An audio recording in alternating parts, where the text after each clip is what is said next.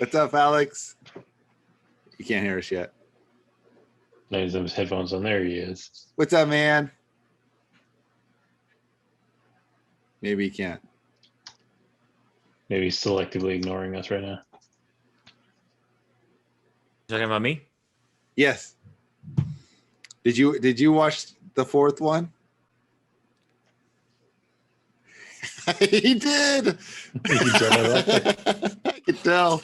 Well, I figured because he already had the background up, and you obviously by looking at David, you can tell he watched the next Karate Kid, because clearly that's the next. You look at that, you're like, oh, next Karate Kid. I guess that's what that. I had no idea what that was, to be honest. Yeah.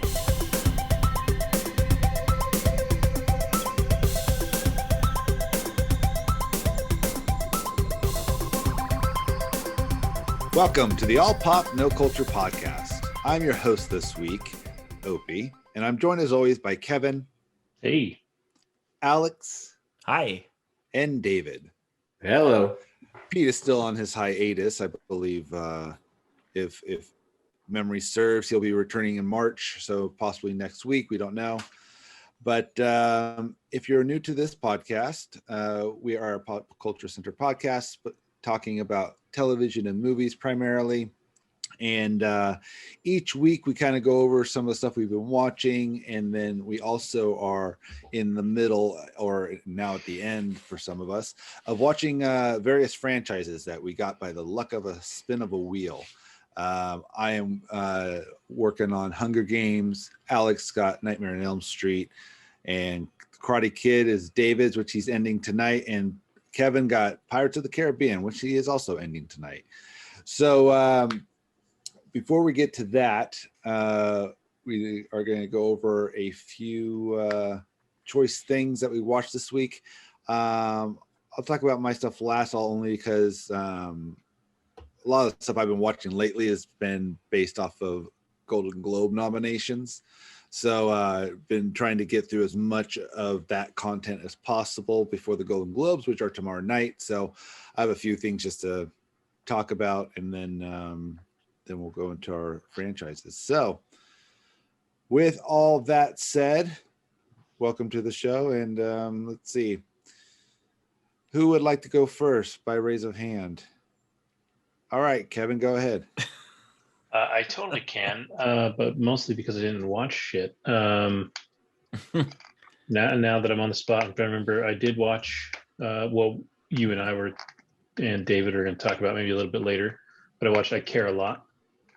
Yes, we will talk about that. Yeah, which is a Golden Globe nominated film, nominated for Best Actress. Right? Is that the only thing it's nominated for? I believe so. I'm going to look it up as you're talking. So we'll get into that a little more later.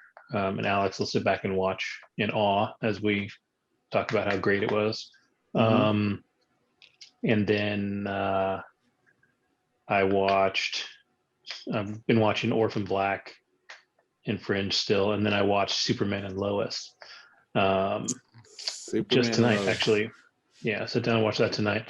I don't know. Do you want me to get into that now, or do you want to save it for later so we can feed into? Go ahead. Snyder Cut? No, talk about it now. All right. Yeah. If we get to that Snyder Cut review. Yeah. Or trailer review. Trying to get to that for 3 weeks. Have we though? Have we really been trying? It's for the audience sake that we miss it. I mean, if anyone's listened to any of these shows, especially some of the early ones, we always are just on the rim of a DC rabbit hole, and so if we start talking too much DC, it gets ugly fast, and so we try to stay away as much as possible. But they keep putting out content. They just don't stop. So by all means, I've been curious to hear about what the show. What's this new take? So I will be honest, it is some of the easily the best new DC TV that I've seen. Okay. And one of the better takes on Superman recently. He's already kind of established himself in the DC television universe because he was on Supergirl. for a while. So, that's right. You said this is the same. Yeah. And that was a big deal when they cast it because there was all kinds of licensing issues getting Superman on TV. That's why they made a Supergirl TV show. Yeah. Because they were having licensing issues. So when he finally showed up, they had cleared that up. And he is like, obviously, I love Henry Cavill, right? I think he's awesome as Superman, but he's a different take, right? Like he's the darker, DCEU dark Superman take, right? Whereas I would say that Tyler, I think his last name is pronounced Hoechlin, is a little more along the lines of like a Christopher Reeve Superman. He's lighter, like he smiles more, like he's not pissed off all the time. Like his Clark Kent is good. Like he plays a good, goofy, smiling, kind of bumbling guy. And so the premise of this show is in the first like 2 minutes, they kind of gloss over everything that has happened up until this point. So they talk about real quick how his dad died, how he met Lois, they got married, they have 2 kids, and then boom, the show starts. And some of the initial drama is around his kids still don't know he's Superman, so they've always been fed excuses for work as to why he's always gone. And so by the end of the episode, they find out, and one of his kids, it turns out, has some abilities, and they don't know what yet. But like up until that point, he didn't. And the only reason that he told them is because they started, or the one of them started to exhibit powers. But it's good. It's good. Like it's definitely the best superhero show on the CW by far. Well, oh, see, yeah, it's on CW. So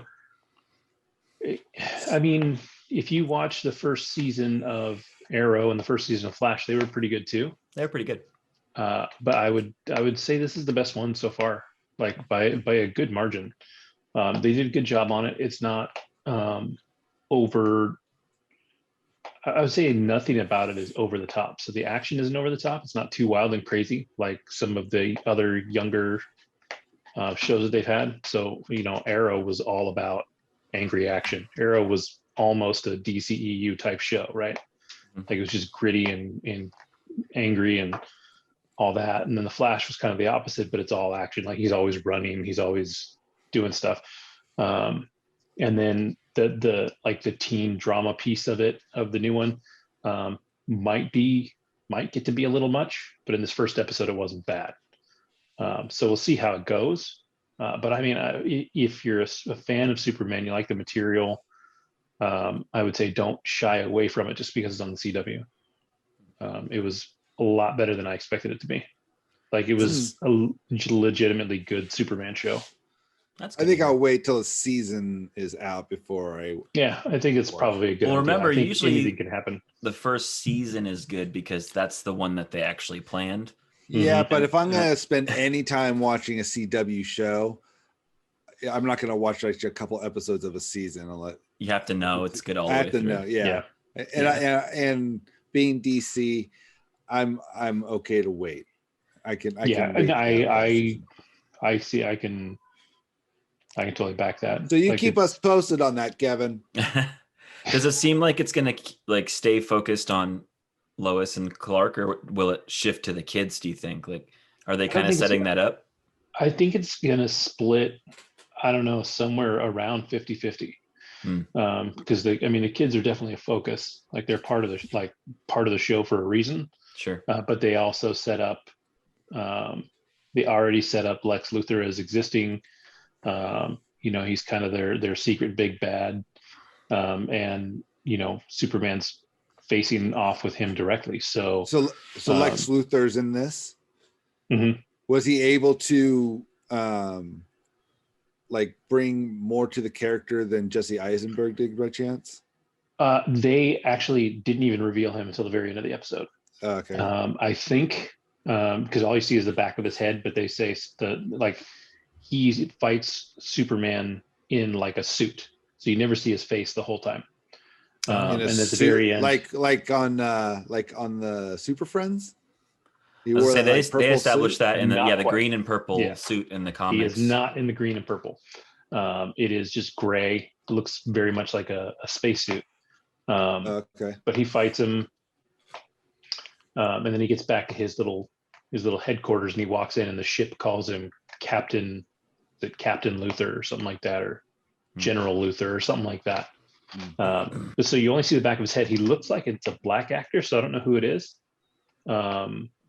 But I'm curious to see what they do there, because for me, it was funny we talked about Smallville, but I still think Michael Rosenbaum was probably the best iteration of Lex Luthor that I've ever seen, just because he had, I think, 6 or 7 seasons to develop the He had character. time to flesh out. Yeah. Yeah, and he didn't start pure evil. Like, he wanted to be Clark's friend. He had kind of a shitty life for being a rich kid, and he kind of wanted to be a decent guy. So there was a lot of depth to his character. Like, I would say if you watched Smallville and watched it for Lex Luthor alone, that was almost more interesting to me than anything else that happened on that show. I thought he did a great job. So, yeah, that's my week, and that happened tonight. All right. And then Pirates, but we'll get to that later. There was more Superman news, wasn't there? Oh yeah. The other Superman news is that our good friend J.J. Abrams is going to produce a new Superman movie, and the writer I haven't heard of. I think he's written something else that I've heard of, but now I can't remember what it was. But everybody's speculating it's going to be a black Superman movie because the writer is black. So is it already written? No, he's writing it now. Oh, okay. But there's a lot of speculation coming off of the heels of, was it last year, the year before, when Michael B. Jordan said he would like to play Superman or do a Superman movie.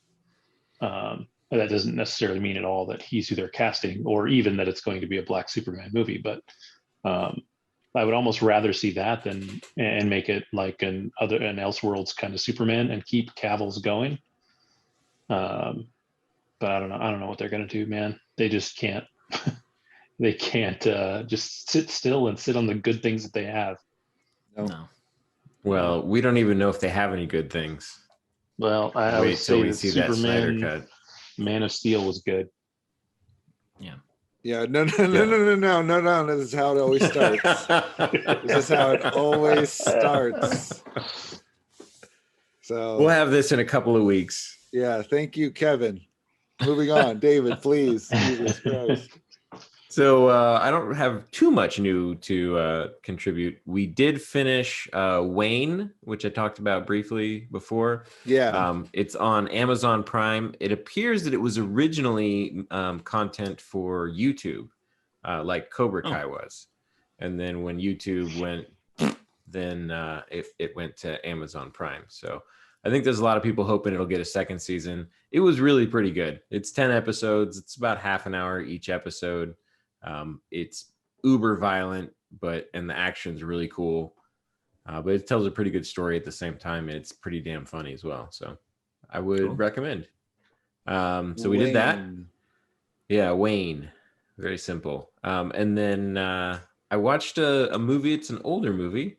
My wife is doing a stage to film class. So we keep having to watch movies that were originally plays. And this one is called Jack Goes Boating. It was made in 2010, and it stars Philip Seymour Hoffman, and he also directed it. And it was pretty brilliant. I mean, it's only an hour and a half. It's an awkward romantic comedy / drama, I guess. Okay.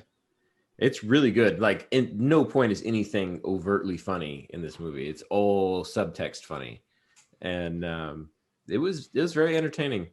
Everyone's quirky. It's essentially just four characters. They do round it out because it is a movie version of a play. And to be honest, you watch it, you would not guess that it was a play. You would think that it would be very hard to make it a play. So I thought it was really interesting, and they did a nice job with it. And if you like Philip Seymour Hoffman and have been missing him, I would say it's a good watch. And that's pretty much it. We did watch True Lies, probably because we discussed it last week in the reboot. Yeah. It held up pretty. It was funny. It was funny and fun. I mean, Arnold's terrible. I remembered Arnold being way better, but he is really just one note throughout the entire film. Yeah. But that's all you really want from Arnold anyway. So it's not like I've been wanting to see Kindergarten Cop again. My kids are kind of at the age where they can understand it, and that one is a fun one. That's good. I'm just wondering how that holds up. Last time I saw it, which probably 8 years ago or so, when my I'd say kid was younger. comedy-wise, Twins was his best. In my opinion. I don't know. I always thought Kindergarten Cop was funniest. I never connected with Twins. But that's pretty much it for me. All right. Well, that's quick. Alex? The only thing that I watched this week, and you can correct me if I'm wrong, but I think Kevin has talked about this show before, and it was just sort of like on a whim randomly.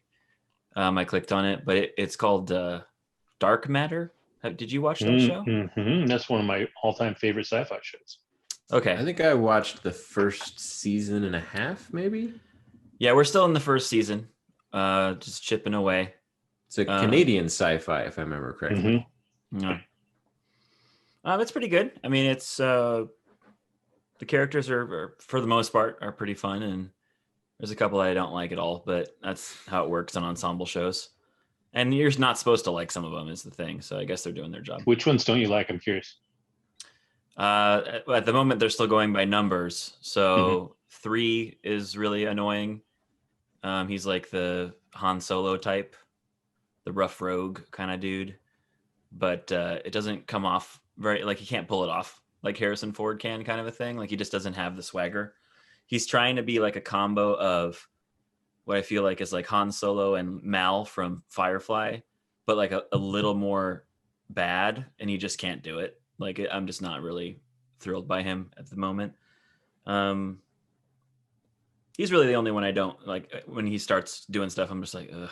But everyone else is fine. It's fine. Good. It's good so far. But he's one of my favorites. The one that the one that I don't like, I never liked. One.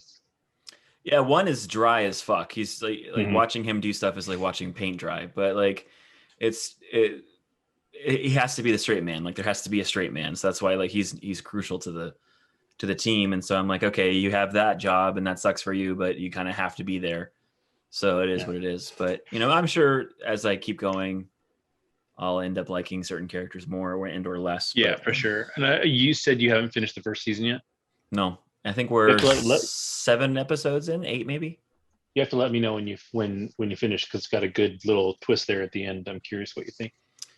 Yeah, there's been some good storytelling beats. It's an interesting show. It's a decent concept. It's it's pretty sci-fi-ish as far as sci-fi goes. Nothing too crazy so far. Android is my absolute favorite up until this point. I love her. I love her. She's amazing. She's great. And she sounds like Alexa. Yeah, her voice is perfect for like a robot person. I'm just like, Jesus, what perfect casting. Her look too. I mean, she looks so kind of androgynous and yet pretty at the same time, and just like very straight and narrow. And she's always like blinking kind of like a little too hard. Like she's trying to emulate human characteristics, and she's just not quite there. Yeah, she's great. Like we're kind of still watching it mostly because we love her so much. Yeah. And the plot is interesting. I'm sure it'll pick up, but the showrunner, Joseph Malazzi, he did most of the Stargate shows. Okay. So he's responsible in some form or fashion for most of the Stargate universe as it exists. But I follow him, and he had a post on his blog a while back asking for just like a little raffle of people to have an hour conversation with him, and I actually won. So I actually talked to him for like an hour. It was like me and 2 other people, but just talked to him for like an hour. That's awesome. Yeah, it was really cool. Does this show have an end, or did it get unceremoniously canceled like everything else? It was on Sci-Fi, so you tell me. Okay, you just answered the question. That's what I was afraid of. Like before I even clicked on it, like I saw the title and I thought that I remembered you talking about it. I didn't remember that it was one of your favorites, but I remember I was like, I think Kevin talked about this. And I think he said it got canceled. And I was like, but fuck it. Like I just clicked on it anyway because I was in a sci-fi mood and I was like, this looks vaguely interesting. If you get to the point where you finish what's there and you want to know what's coming next, let me know. I've got notes from him as it was canceled and stuff. Like he's still actively looking for ways to finish it. Okay. One way or the other. It doesn't seem that old. Like I didn't look at the year, but it seemed pretty recent-ish. It was canceled 2 or 3 years ago. And the funny part is that I had picked it up a season late. Got into it, really liked it. The third season ended, or the third season was about to end. They had all just done like a Comic-Con panel that I watched, and that's actually when I fell in love with the show. So I watched the whole cast sit down at a panel, like at a convention, and they were like a family. Like they were great, all good together, like really cool. And then like a week later, it was canceled, and like he didn't even know it was coming. Like it was brutal. That like sucks. he was pissed. Well, they only, got canned a couple of years ago. So in theory, if they can get picked up, which there's so many streaming services, I honestly wouldn't put it past it. They could get all the cast back because they're all still essentially the same age, which is nice. They are. It gets harder as it goes though, because Roger Cross, the black guy, he's on a show called Corner right now, which is a Canadian show. They're all Canadians. They're all doing stuff up there, except for two. Melissa O'Neill, she's on The Rookie now. Oh. On ABC. That's like her full-time gig. So she's one of the main characters on that show. 3 at this point has retired from acting. He's actually going to law school. Interesting. That's fine. He did. I was looking at Alex is concerned. Yeah, I still don't like him at the moment. So I'm like, okay. Him, when you were talking though, it's funny. I was looking up, trying to see what the show is and who was in it, who you're talking about, and the guy who played 3 apparently did a voice in Assassin's Creed Unity. Yeah, I'm sure. That's probably one of the worst ones, but yeah, it's fine. That's the one I actually hated. Yeah, the guy that plays 4 who sounds exactly like Brad Pitt, by the way. Like if you close your eyes, does he really? I'd have to. Sounds exactly like fucking like Troy era Brad Pitt. Like if you just like close your eyes, I'm just like, what the fuck, dude? Like it's crazy.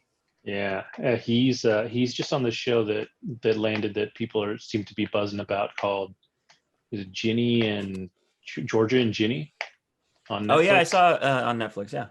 Yeah. My wife watched it, and it's she really enjoyed it, and it's getting pretty positive reviews.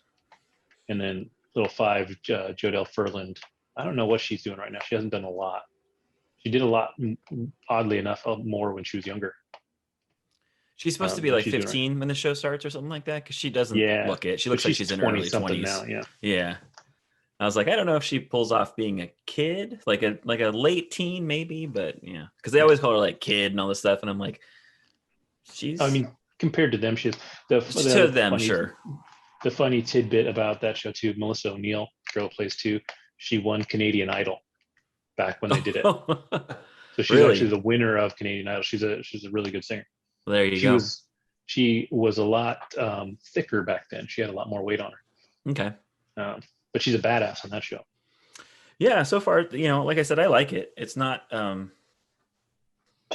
don't know, it's not sitting in like the upper echelon of sci-fi for me at the moment, but that's not because I'm only a few episodes in. Like it might get better. So and I think too, it depends on your preference for sci-fi, because you liked that Ridley Scott one, didn't you?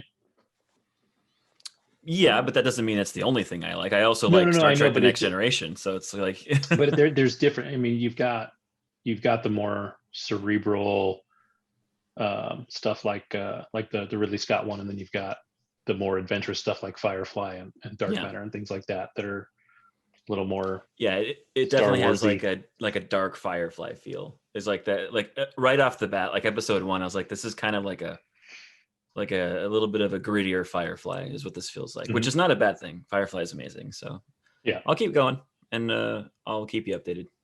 Yeah, I'm curious. Jesus Christ.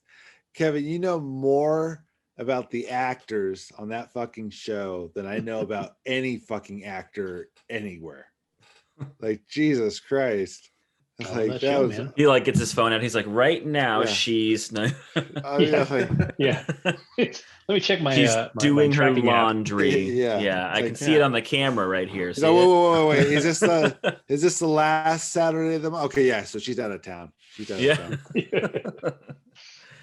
Oh man, Wow. That was Dark Matter. Dark Matter. Mhm. Yeah, so Yeah. we kind of got lost in the conversation there, but I do recommend still. Yes, like I said, it is a good show, and I like it. Yeah, and I think different people will have different takeaways from it. You know, it just depends on your. The what you problem I like. have is mostly some of the actors / acting. It's not the plot or the story or like the happenings within the episodes. I just think some of the acting is a little bit weak, and it's keeping me from liking it more. I think because I like what's going on. It's just Mhm. the delivery in some of the episodes. 2 is great. I think she's probably the strongest actor on the show, at least at she's the good. moment. She's really good. Besides Android, Well, Android is like in another league, but She's she doesn't have to fucking- act like a person. So it's kind of she has a little bit of a, you know. it's funny though. Like even when it comes to the acting, like you and I are different because the first time I watched it, she actually bugged me. Like I for whatever reason, Android bothered me, and then like ever since like I watched it a second time, like I love her. But Oh, she's fantastic. yeah, I think the last one we watched was the one where the other android shows up, and you can tell like it's like in season 1, and she's like cooking for them and stuff, and Mhm. the first android, it can't get jealous because it can't feel that, but you can kind of tell she's like And looking she's- around like but did you like tell she's Opie kind who of jealous, the, but she can't be. She tell Opie who the other android is though. Is that her? Because I thought that was her, but I didn't No, look it up. is. It is It her. is. Oh, Jesus Christ. Yeah. Oh, Don't worry, she no. doesn't. She doesn't stick around. No, I know. They It's already Ruby got rid of Rose. her. It's Ruby Rose. Ruby Rose. See, I that's, looked at her. I was like, that looks like Ruby Rose. And Sam was like, yeah, it does. I was like, I don't think that's her, though. And Yeah, I remember watching and be like, she's supposed to be sexy, I guess. yeah. Like, Was she a badass in this? yeah, She was yeah, supposed to be. yeah. Because why? What's Ruby Rose hilarious is that obviously a badass. comparing her to the other android who acts perfectly like an android would act, like you're Mhm. not quite human. I was Mhm. like, Ruby Rose can't even act like a fucking robot. Like, like she can't even have the appropriate amount of like emotion, which is less than a human, which is Mhm. like you literally just have to go like this and don't change the inflection in your voice. Like she can't even do that. It's just like, come Yeah. on. Yeah. Maybe she was So- advanced. Mm, It was, She's a sex bot, basically. she was a sex bot. That's actually what she was. of course she was. That was Ruby Rose. Fuck. I was like, that looks like her, but that can't be her. That's not her. I convinced myself. Now I have to go tell Sam after we're done. I'm like, that was her. Fuck. Anyways. Anyways, well, that's our show. Yeah, I was gonna say Thanks for downloading. I didn't know that we were gonna go into the history of every actor in the show. I'm sorry. I know. I was but- like, God damn. I It's your guess. fault I for guess. watching a show I now, love. now we got Well, now I Dark know. Matter and DC. Two Yeah. topics that we're not to talk about. yeah, DM and What else? DC. Yeah, we'll lose Kevin instantly. He's Yeah. like, oh, I just got an email But recently about. It's the other thing. It's like he really likes it rather than all of us really hating all Yeah. the DC shit. Yeah, It's the that's other fair. side of the train tracks there. I guess. Now we need to talk DC just to balance this episode out. There's been too much positivity. We need to Yeah, flatten the that's- curve. that's Oh who no, we I are. know, I know what we're talking about tonight. So we have plenty of to talk Yeah, about. we got No. negativity in the tank. Yeah. That's not the problem. So, anything else you've been watching other than Dark Matter that's worth mentioning? Just that and a little bunch of video games. That's about it. And still doing Deep Space Nine for chipping away at that. That's it. All right. I'll keep mine brief only because let's see, when this comes out, the Golden Globes will have already happened. When are the but Golden Globes? Are they Tomorrow night. Yeah. Oh, no shit. Sunday. So as I've mentioned on previous episodes, me and the wife are trying to watch as much of the nominated material as possible. So we watched a couple of movies this week. One was it's nominated for best animated along with the 2 Pixar ones. It's called Over the Moon. It's on Netflix. It's kind of based in I think Chinese culture. It's like a fairy tale kind of animated, brought to life. It's pretty good. It was entertaining. You watched Wolfwalkers too, didn't you? Yeah, so we saw Wolfwalkers. Actually, I've seen for everything that's nominated, I've seen everything but The Croods, The New Age. That's the newest one. Haven't seen that, but he saw Onward, Over the Moon, Soul, and Wolfwalkers. So what do you think's going to win out of that? Because it's not going to be Croods. So what do you think's going to win out of those 4? I like how you said that.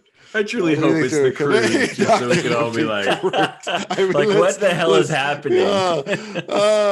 DreamWorks, you guys kill me. If you could just put that comedy in the movie.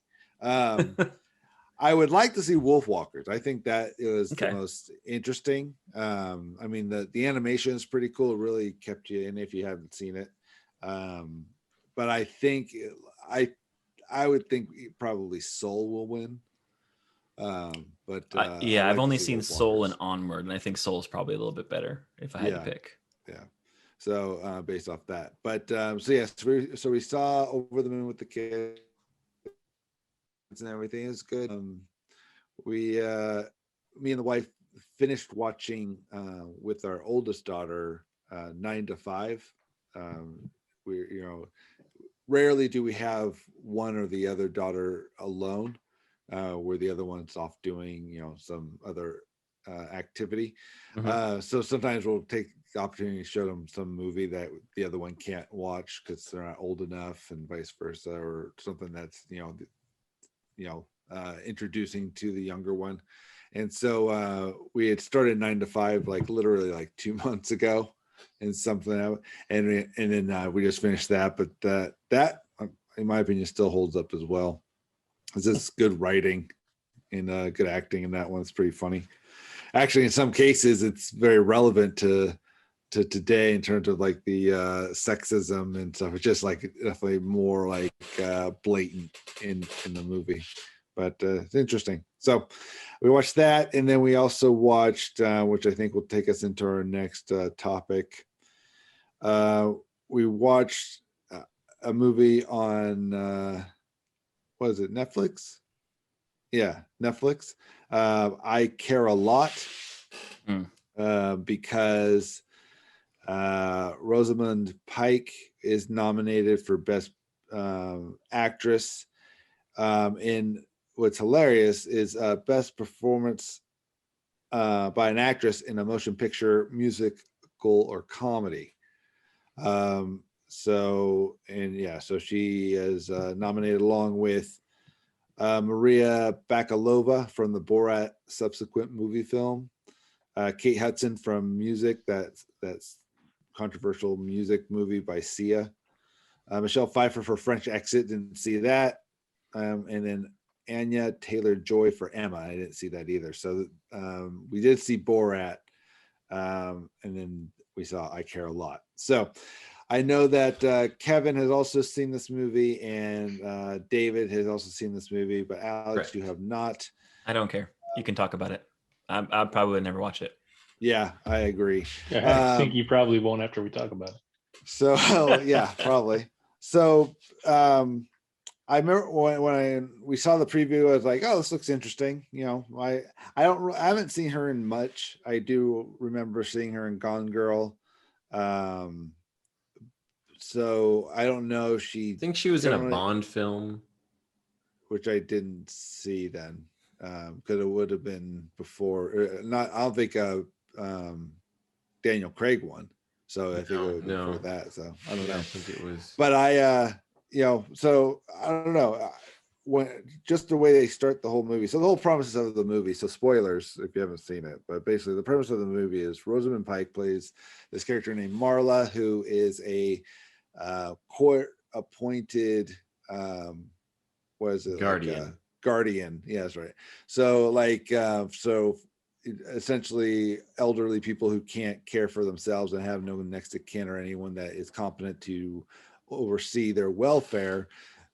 court appoints guardians, and this character is kind of like harvesting, guardianships in order to, make a profit. So it's kind of starts off in a dark kind of premise. So, but really sets up who this person is. Definitely someone, trying to not be very likable. And that was that from the beginning. I was like, so is that how she plays? Because she seems to play a lot of unlikable characters. Now I don't know if that's just me, only because I can't remember much I've seen her in, but just like, all right, we'll see where this goes. And then so basically she takes guardianship over a character played by Diane Weiss, and who just has a bunch of money, and as far as records show, it has no next of kin, and so basically gets her put into a home, and she starts ransacking the house, finding stuff in bank deposit boxes, stuff like that. Lo and behold, Diane Weiss is actually the mother of a Russian mob boss played by Peter Dinklage. Peter Dinklage, yes.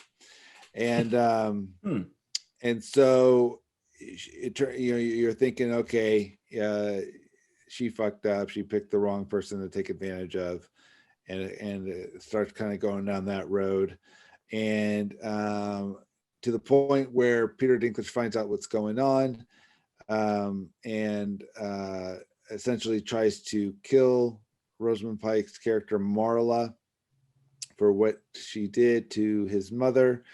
Marla's girlfriend. And Marla's girlfriend, it's fair. Yeah. And doesn't quite work out. On either of them. They both survive. And then Marla and her girlfriend turn the tables on Peter Dinklage's Russian mob situation. And then at the end, they go into business together and make a lot of money in an X amount of time. And then and then at the very end, Marla's character gets what's coming to her. So we'll kind of go more into that as we unfold this. So I hated it. Let's just start with that. I hated this fucking movie. I hated that description of it. So yeah, that's understandable. I was about halfway into it when I was really like, no, it's not. It's like, well, nope, it's not me. It's a bad movie. And so that's why I think that's at the moment is when I wrote everybody, you have to watch I Care a Lot. And there's so many things that I dislike about it. Because if you're going to set something, and I've said it so many times, if you're going to set something in a certain reality, you got to kind of stick to the physics of that reality if I'm going to buy into what's going on. And so essentially my biggest problem was you have this person who basically, obviously is driven and he has ambition, but she's a guardian, and she somehow is able to take on the Russian mob without issue or without any fear, as if she's like, oh, the fucking Russian mob again. Yeah. I just like me and Kevin chatted a little bit about this before. I think it's funny because it was right around the same point that you're talking about, and it was like as I was watching, I was like live texting you what I was thinking. Yeah, and I was just like yeah. But go ahead, because I was gonna say, yeah, we were just like basically agreeing like the whole time. There's just so many things that were fucking ridiculous. Like at some point, because the beginning of the movie, the very beginning of the movie, it starts off with this dark tone where you get the feeling and you understand what it would be like to be taken advantage of in this way, or to see people and like if it had stuck to that level of intelligence and grittiness, it could have been a really interesting movie because she's a really bad person, right? But she's the hero of the movie. The part I don't she is understand. not the hero of the movie. No, you're supposed to fucking hate her. But as far as the movie goes, mission accomplished. Then she's the anti-hero of the movie, but she's the main character. She's the only person that you're supposed to associate with in that movie. He is the main character, but what I thought was brilliant about the film, and I disagree with, I like this movie a lot. No, was that you hate the main character and you're actively rooting for someone to fucking kill her because But she see, is like, awful. I didn't even hate her by the middle of the movie. I was just like, I mean, that's I was fine. unimpressed. Like that's fine. I hated her. I hated the character she was playing for sure. It's like, yeah, that is not a likable person in any I mean, way. she goes out of her way. She has that fucking vape pen that she was just Yeah. like Oh, that was puffing the on it worst. all the Yeah. time, and you're Yeah. just It's the like, most annoying I thing in the fucking movie. hate her. Well, you're supposed to hate her. And that's fine. But then what really took me out of it was like, okay, so you're telling me that the Russian mob basically is threatening you, kind of, shot you with a tranquilizer, put you in your car, kidnaps you, put you out in the middle of nowhere, takes the hood off, and then you're basically telling her you're gonna, go ahead and go kill her. She's cool. She's like, I got this. Yeah, she's like, go ahead. They botched the attempted they tried to make it look like a suicide by basically putting her in a car, pumping some vodka into her stomach, putting the bottle in there, and then they chloroformed her though this time to knock her out, and then just let the car run off and goes off in the road, and as it's going off the cliff, or I think as it hits the water, she comes to. She comes to as it's about to go off the cliff. Yeah. Yep, and then it's underwater, and the car fills up with water. She just came to, mind you, and after just being chloroformed, and she has the wits about her to get enough breath underwater to kick out the back window, which I found interesting. Is that the window was cracked. I'm like, okay, I guess maybe when it hit the water or whatever, that's believable. It would be cracked, but she kicks it. And it doesn't break; it just pops out of the frame. Out of the frame. Yeah, and I was like, "You're telling me that this?" I'm like, "Okay, this is ridiculous. This is where I'm like, okay, now as this is happening, her girlfriend's at home getting the crap kicked out of her by two Russian guys, mobsters, yeah. Which you just see them just like go to town on her. Which when she gets to, when Rosamund Pike's character Marla walks out of the lake from who knows how far away she is from home, guess at least a mile or two from lake to the gas station. Amount. Walks in, and like Kevin noted in our text, that she walks in and there's a pile of water still pouring out of her clothes. It's like this dramatic like water pouring out of the bottom of her pants. But I was like, dude, she's been walking for ever. But she just like walks in like fucking Mondays, right? Looks at the clerk and just immediately she her tooth came out, so she needed to put in some milk. It's like, who I didn't are even you? I was like, what is this? Who is this character? Like, what? I don't understand what's going on. At that point, I was expecting her to have some background in like espionage or wet works or something. Yeah, she's a French CIA agent. Who knows? It's just, I was like, okay, this is ridiculous. So then she finally gets home, and which wasn't her home. It was a safe house that they chose as their safe house, but it had no curtains on any windows. So like you can't hide in the house. No. She got the girl at the home. Like the girl was going home to get the passport. Oh, that's right. Yeah. She did go. They were so dumb. But yes. And so she finally gets there. Which, how long do you, to be fair, like how long, David? How long do you think the time was that her girlfriend, you see her getting, knocked the shit out of her, to when Rosamund Pike's character Marla would have made it home? I mean, it feels like it's got to have been 9 to 12 hours. Okay. Yeah, I was thinking 2 or 3 or 4, but that's what I'm thinking. But it feels like forever. So it's a fair amount of time. She had to climb out of the water, hike up a hill to this road, take the road to fucking wherever. Like, how does she know where the goddamn the other thing to remember is that they pumped a bunch of vodka into her stomach. Where she would still get drunk Yeah. It was in her body. Like she would still be drunk, and they just nope. No. Well, the water just washed it all away. Sure. Well, she threw up. When she got out of the lake, she threw it up. She did. Did she? She Okay, got. Well, she okay, did okay, throw up. okay. I mean, come on, Kevin. Yeah. I mean, it's not that lazy Yeah. of writing. Just looking for loopholes. No.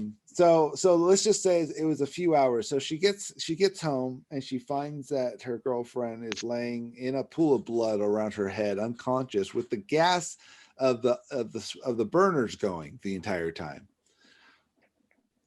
So I mean, she comes and just turns them off, and it's fine. It doesn't. It's like, it's almost like, what's the point of you having the gas going if it's not going to have any bearing on what the fuck is going on? But that's cool. So the best part, I thought, is like, this is amazing. I don't know where they live, but I want to live there, because I mean, you just heal up, I guess, instantly. They takes her into the shower, gets to the shower, the next morning she has like those kind of little, butterfly bandages on her eye, but there's like no bruising. No, I mean, she probably had if there's so much blood that probably came out of her skull, I imagine it was cracked, but no, little Advil, onto your day. So that's you missed the part where she drug her out and the place blew up the second. Right afterwards. Yeah, as they're driving away for dramatic effect. Yeah. Even after she turned You're off right. the stove, I must have blocked that out. Yeah, but she turned off the stove and it blows up anyways. Yeah, it blows up anyways. There's so much. Speaking of dragging, I a couple things I did fail to mention is during the time when she was tied to a chair and was about to be murdered, actually like moments before she was to be chloroformed, she managed to catch the license plate of Peter Dinklage's car, so that when she cut to when she finally gets out of the river and walks at the gas station, first thing she asked for was a pen so she could write the license plate down. And then the next morning, after the shower scene, mind you, it's still on her hand, and it's darker than ever. Yeah, so like things like that just pissed me off. And so I was like, this is stupid. So I mean, now what are they going to do? Well, they're going to turn the tables. What they're going to do, they're going to go up against, like, oh, they fucked with the wrong Guardians, I'll tell you that. The Russian mob fucked with the wrong person. They find the Jane license Wick. plate that but belongs to the driver, who apparently can't see bright light phones face up in the garage when it's pitch black as they get in, but whatever. That's where they tail him to Peter Dinklage's place. They tail him by like 3 feet. Yeah, they tail him like on city streets and on the freeway, like all night. A nice 2-car distance behind the entire way, like there's an invisible trailer hitch in between them, taking them the whole way, so not to be suspicious. Now, Peter Dinklage's driver, David, how if you had to say how much a man weighed, how much would you say that gentleman weighed, the driver? Well, I'd say probably about 300 pounds. That's about what I estimated as well. Pretty fair. Big guy, real big guy. So he not fat, just like really tall. And he's a huge. big guy. Yeah, tall and rotund. He drives to the hotel that Peter Dinklage is, or wherever the office building. He's down in the parking garage next to the elevator, waiting for him to come down. He gets stun gunned at the front of his vehicle by Rosamund Pike. So he stun gun. He's down. Next scene, she has a taser and tases the security guy for Peter Dinklage's character. So that's handy to do. But the part that did not sit well with me is they get in the SUV and take off. The driver is unconscious on the passenger side of the floor of the vehicle. I'm like, there is no fucking way she could drag herself. 300-pound by herself. And mind you, the garage was packed. There was cars everywhere, which would indicate there's probably people around, likely. At least one or two are bound to be coming and going. But nope. Just the two guys for a Russian mob boss as the security. And and somehow there's no camera here to Nope. The one preposterous thing that I remembered later. I'm sorry, I missed bugged the something. shit on me. The one thing that bugged the shit is the scene where he's playing the same character as in fucking Old School when he's on the fucking rings exercising. Oh yeah. You remember this when he's in his office and he's on the rings? He looks like the. There's no reason that he should be a fucking Olympic athlete. He's Russian. Aren't Just they all to show off. Olympians? Yeah, he's Russian. They're all Yeah, gymnasts. that's the tie into the Russian. Yeah. I will say I did like more this so movie. than his accent. Yeah, well, yeah. What I did accent? like this movie, Exactly. but there are huge problems with the movie. Oh my god, yeah. Everything you've just described, from the point where they supposedly try to kill her to the point where she has Peter Dinklage like at her mercy, like that whole stretch is so unbelievable. It's bonkers. But as for her character, her character is clearly like has a major personality disorder, right? Oh yeah. She cares for no one. Like she barely even cares for a girlfriend. Like you could see in points where she was like thinking, do I need this bitch? Right? Like she is awful. Well, yeah. So the let's continue on just a little bit. So she just according to plan, no hitch at all. Went smooth as butter.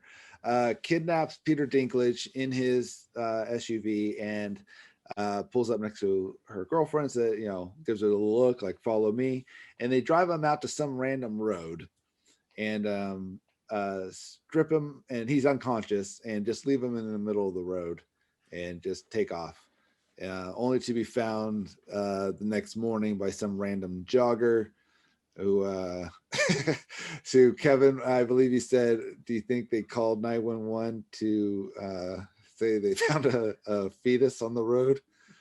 He was all fetal and naked. Yeah, very small, naked guy.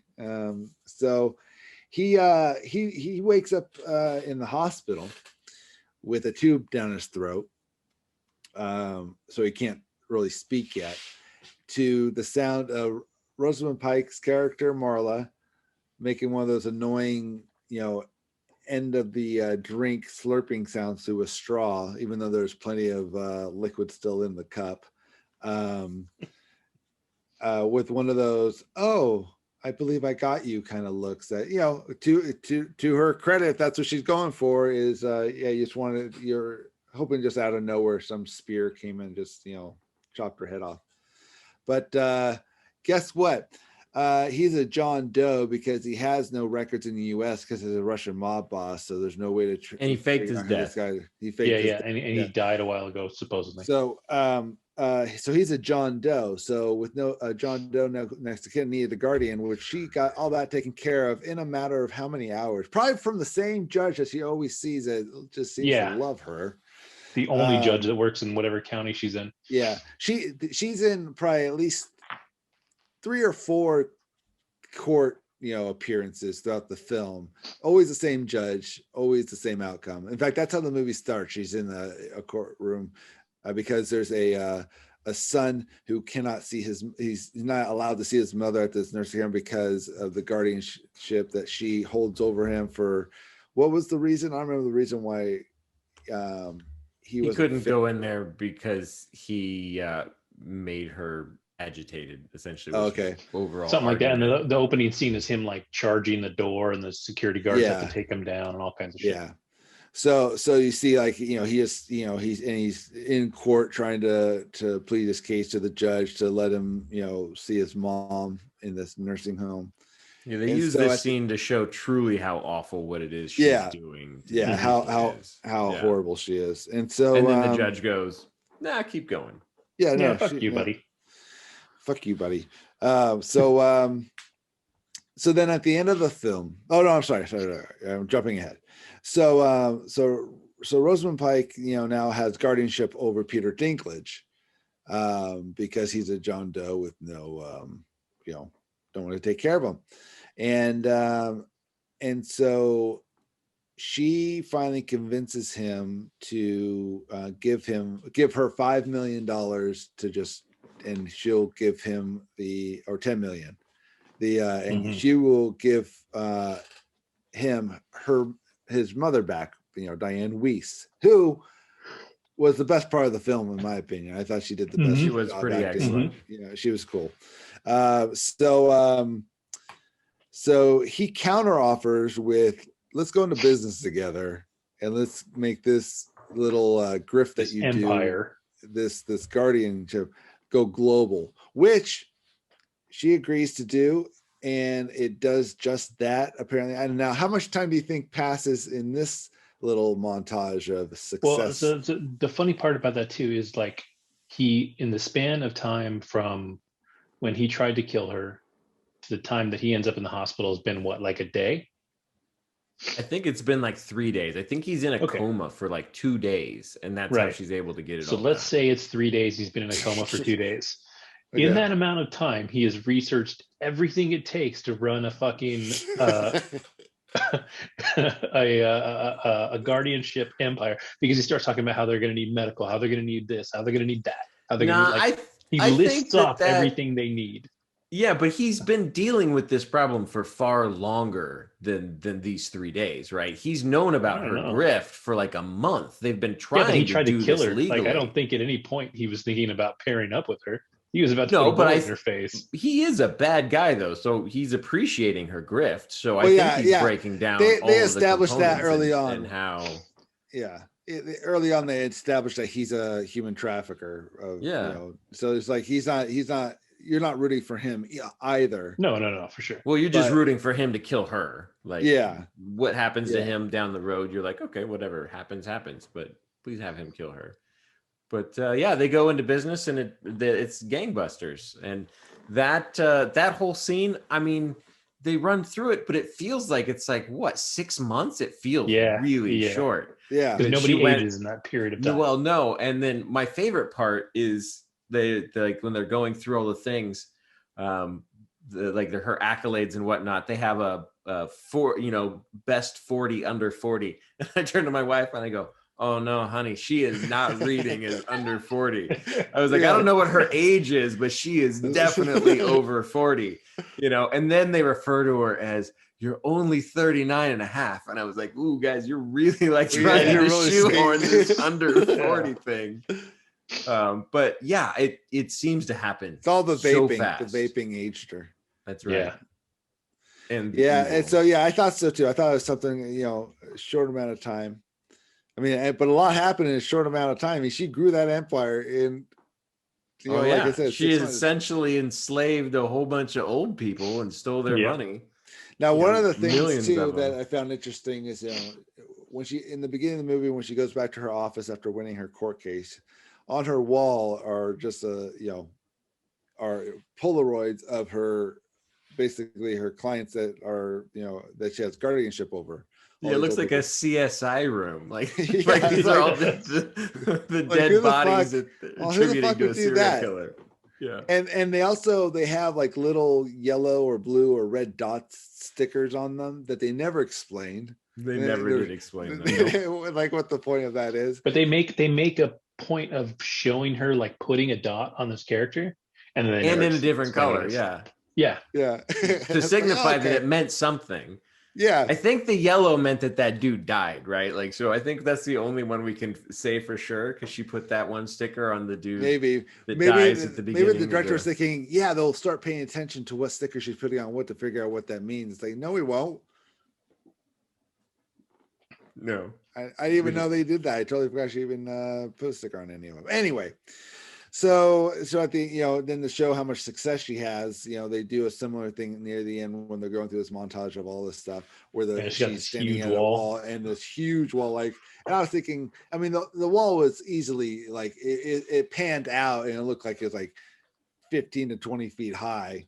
and it's just stacked with pictures. I'm like, tell me that's just like a metaphor, because a truly otherwise impractical means of keeping track of who her the fuck is clients. putting the pictures up on the top? You can't even see them anymore. I mean, come on, it's ridiculous. Yeah, you need one of those rolling ladders to like get to the top. What kind of levels. asshole is like, nope, I'm putting, I think I need to be looking at all these old people's eyes at all times.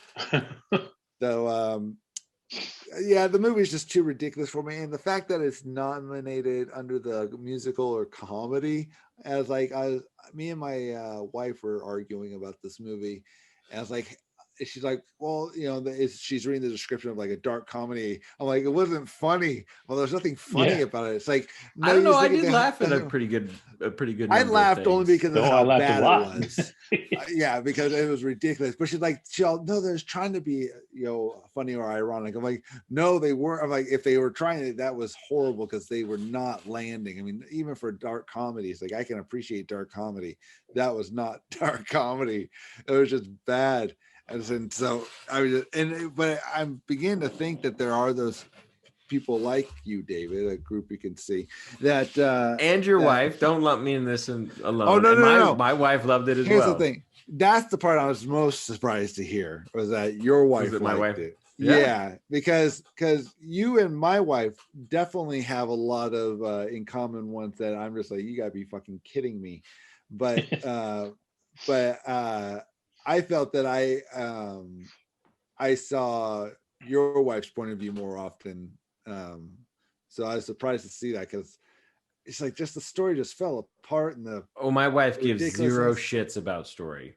She is in for performances, and the performances were good. I liked the performances. She liked the performances. So you hate Rosamund Pike. You really hate her, and you like, for a movie for you to be actively rooting against the main character and praying beyond hope that they die, which we didn't cover. The guy from the beginning fucking in the very opening scene. At the very end. So he gets his shot in, and he gets her because his mother died, and he was never able to see her.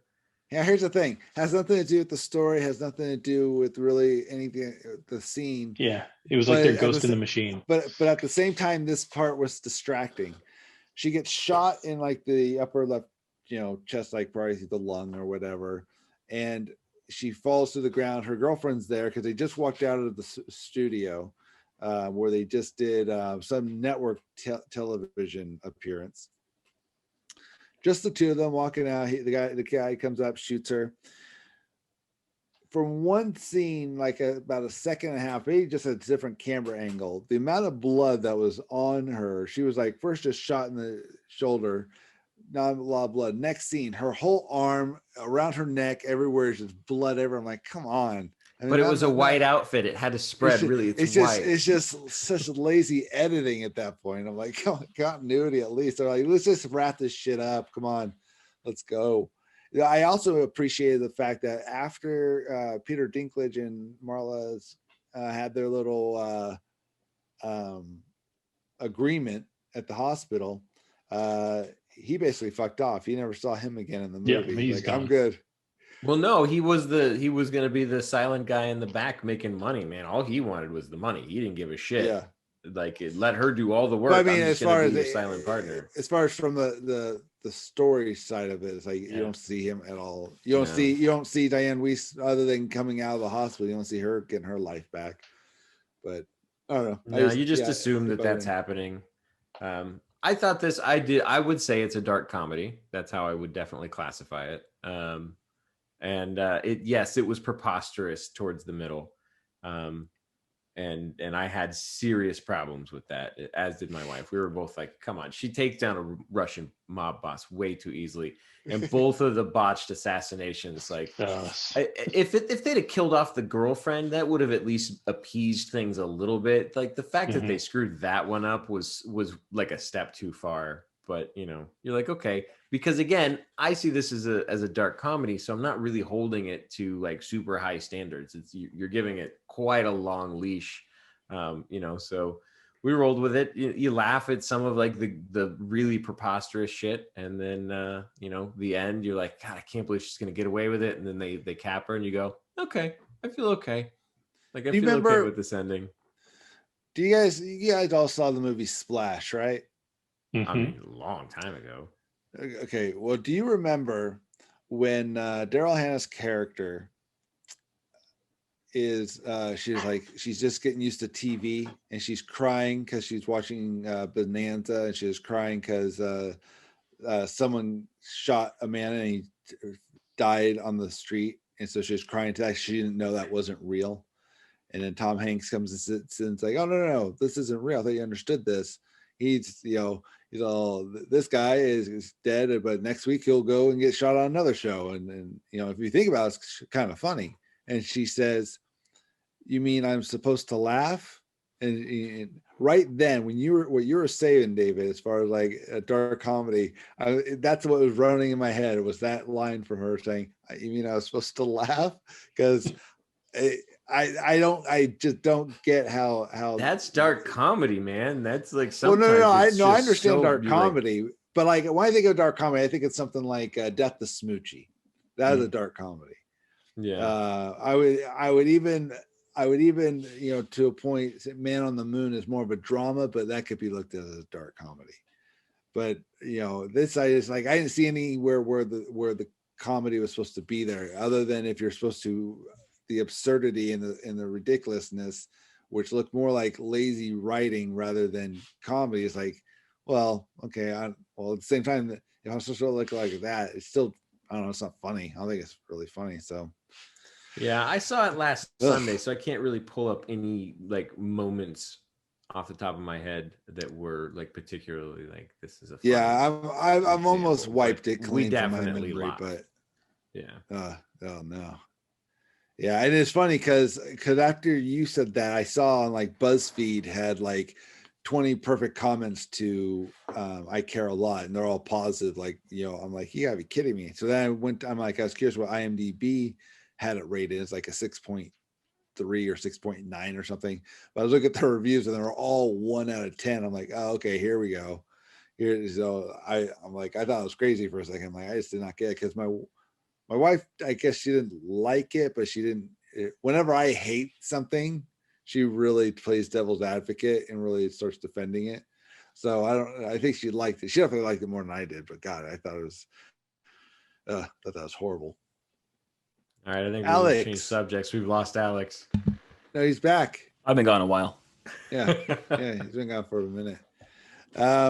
Well, so to that point, though, I don't think she's going to win the Golden Globe for that performance.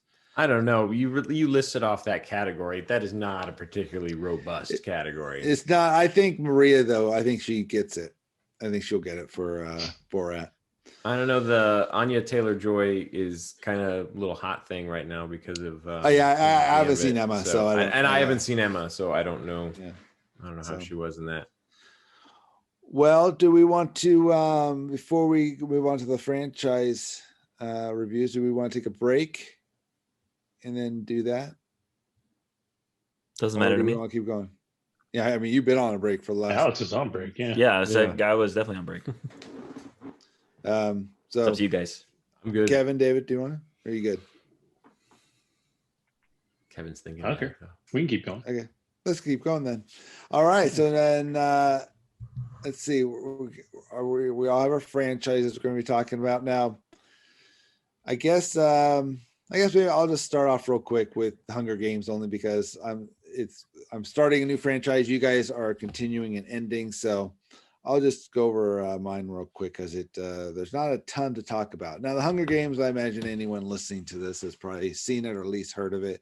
It's there's 4 movies in this franchise based off the books. How many books are there? 3. I think just 3. Okay. 3. So 3 books. Although actually, there's now a 4th that's a prequel. Oh, that came out after this, or it came out this. I say it's really recent. Late last year, this year. Yeah. Okay. Yeah. There's no movie for it yet, though. No, there's not a movie. Still just yet. Yeah. Oh, there will be. I'm sure. I think they've already greenlit it. Yeah. Okay. So the Hunger Games basically takes place in this some I don't even know if they ever mention a year, but just basically a time where after a revolution against the government failed, they created this basically like this penance for going against the government, where every year these 12 districts of where these people, I guess districts would be considered like cities, I guess, these 12 cities, so 12 districts. Think of them as states. I'd say like is the best way. counties. State counties. Counties. Okay, yeah. So there's 12 of them, and they got to basically sacrifice a girl and a boy between the ages of, was it like 12 and 17 or so, or I think it's younger than 12 because her little sister is younger than that, I think. it says right in the beginning, but it's like young, and then between these certain ages, and if selected through a lottery, you ultimately you have these 24 boys and girls fighting to the death to whoever becomes the last one living is the winner of the Hunger Games. And this, every year they do this as a reminder of what happens if you rise up against the government, blah blah blah. So it starts off with kind of getting to know some of the characters. Obviously this was kind of Jennifer Lawrence's breakout movie. She was in The Winter Bone, I think, before this, but this really kind of put her on the map. And I haven't read the books, but the movie itself, I always I remember seeing it and enjoying it. I liked it again this time. I think she was a good choice. I think she plays playing real well, as far as like a character who is kind of like just more real as opposed to trying to be someone they're not. I felt she usually does that pretty well. And she plays Katniss Everdeen, and when her younger sister gets selected randomly in her first lottery ever, she volunteers to go in her place. And then another guy who is about her age gets selected, and they go and they to fight in the Hunger Games. She is established in the beginning as an archer, hunter. Someone can take care of herself. I mean, the movie is all the whole build up, all the story leading up to the battle and all that kind of stuff is, I thought, well done, well acted. Woody Harrelson has a good role in there. I liked his character. It'd been long enough since I've seen it to remember, like, okay, I remember these people in the movie. I just don't remember what I thought about their Lenny Kravitz, I thought, did a great job as the dresser, for Jennifer Lawrence's character, Katniss. And then what's his face? Stanley Tucci as the kind of like the very over enthusiastic talk show host of like pretty much the only show in the world, I guess, or this government. He's kind of a Seacrestian. Yeah. Mixed with like Graham Norton. Yeah, I can see that. And so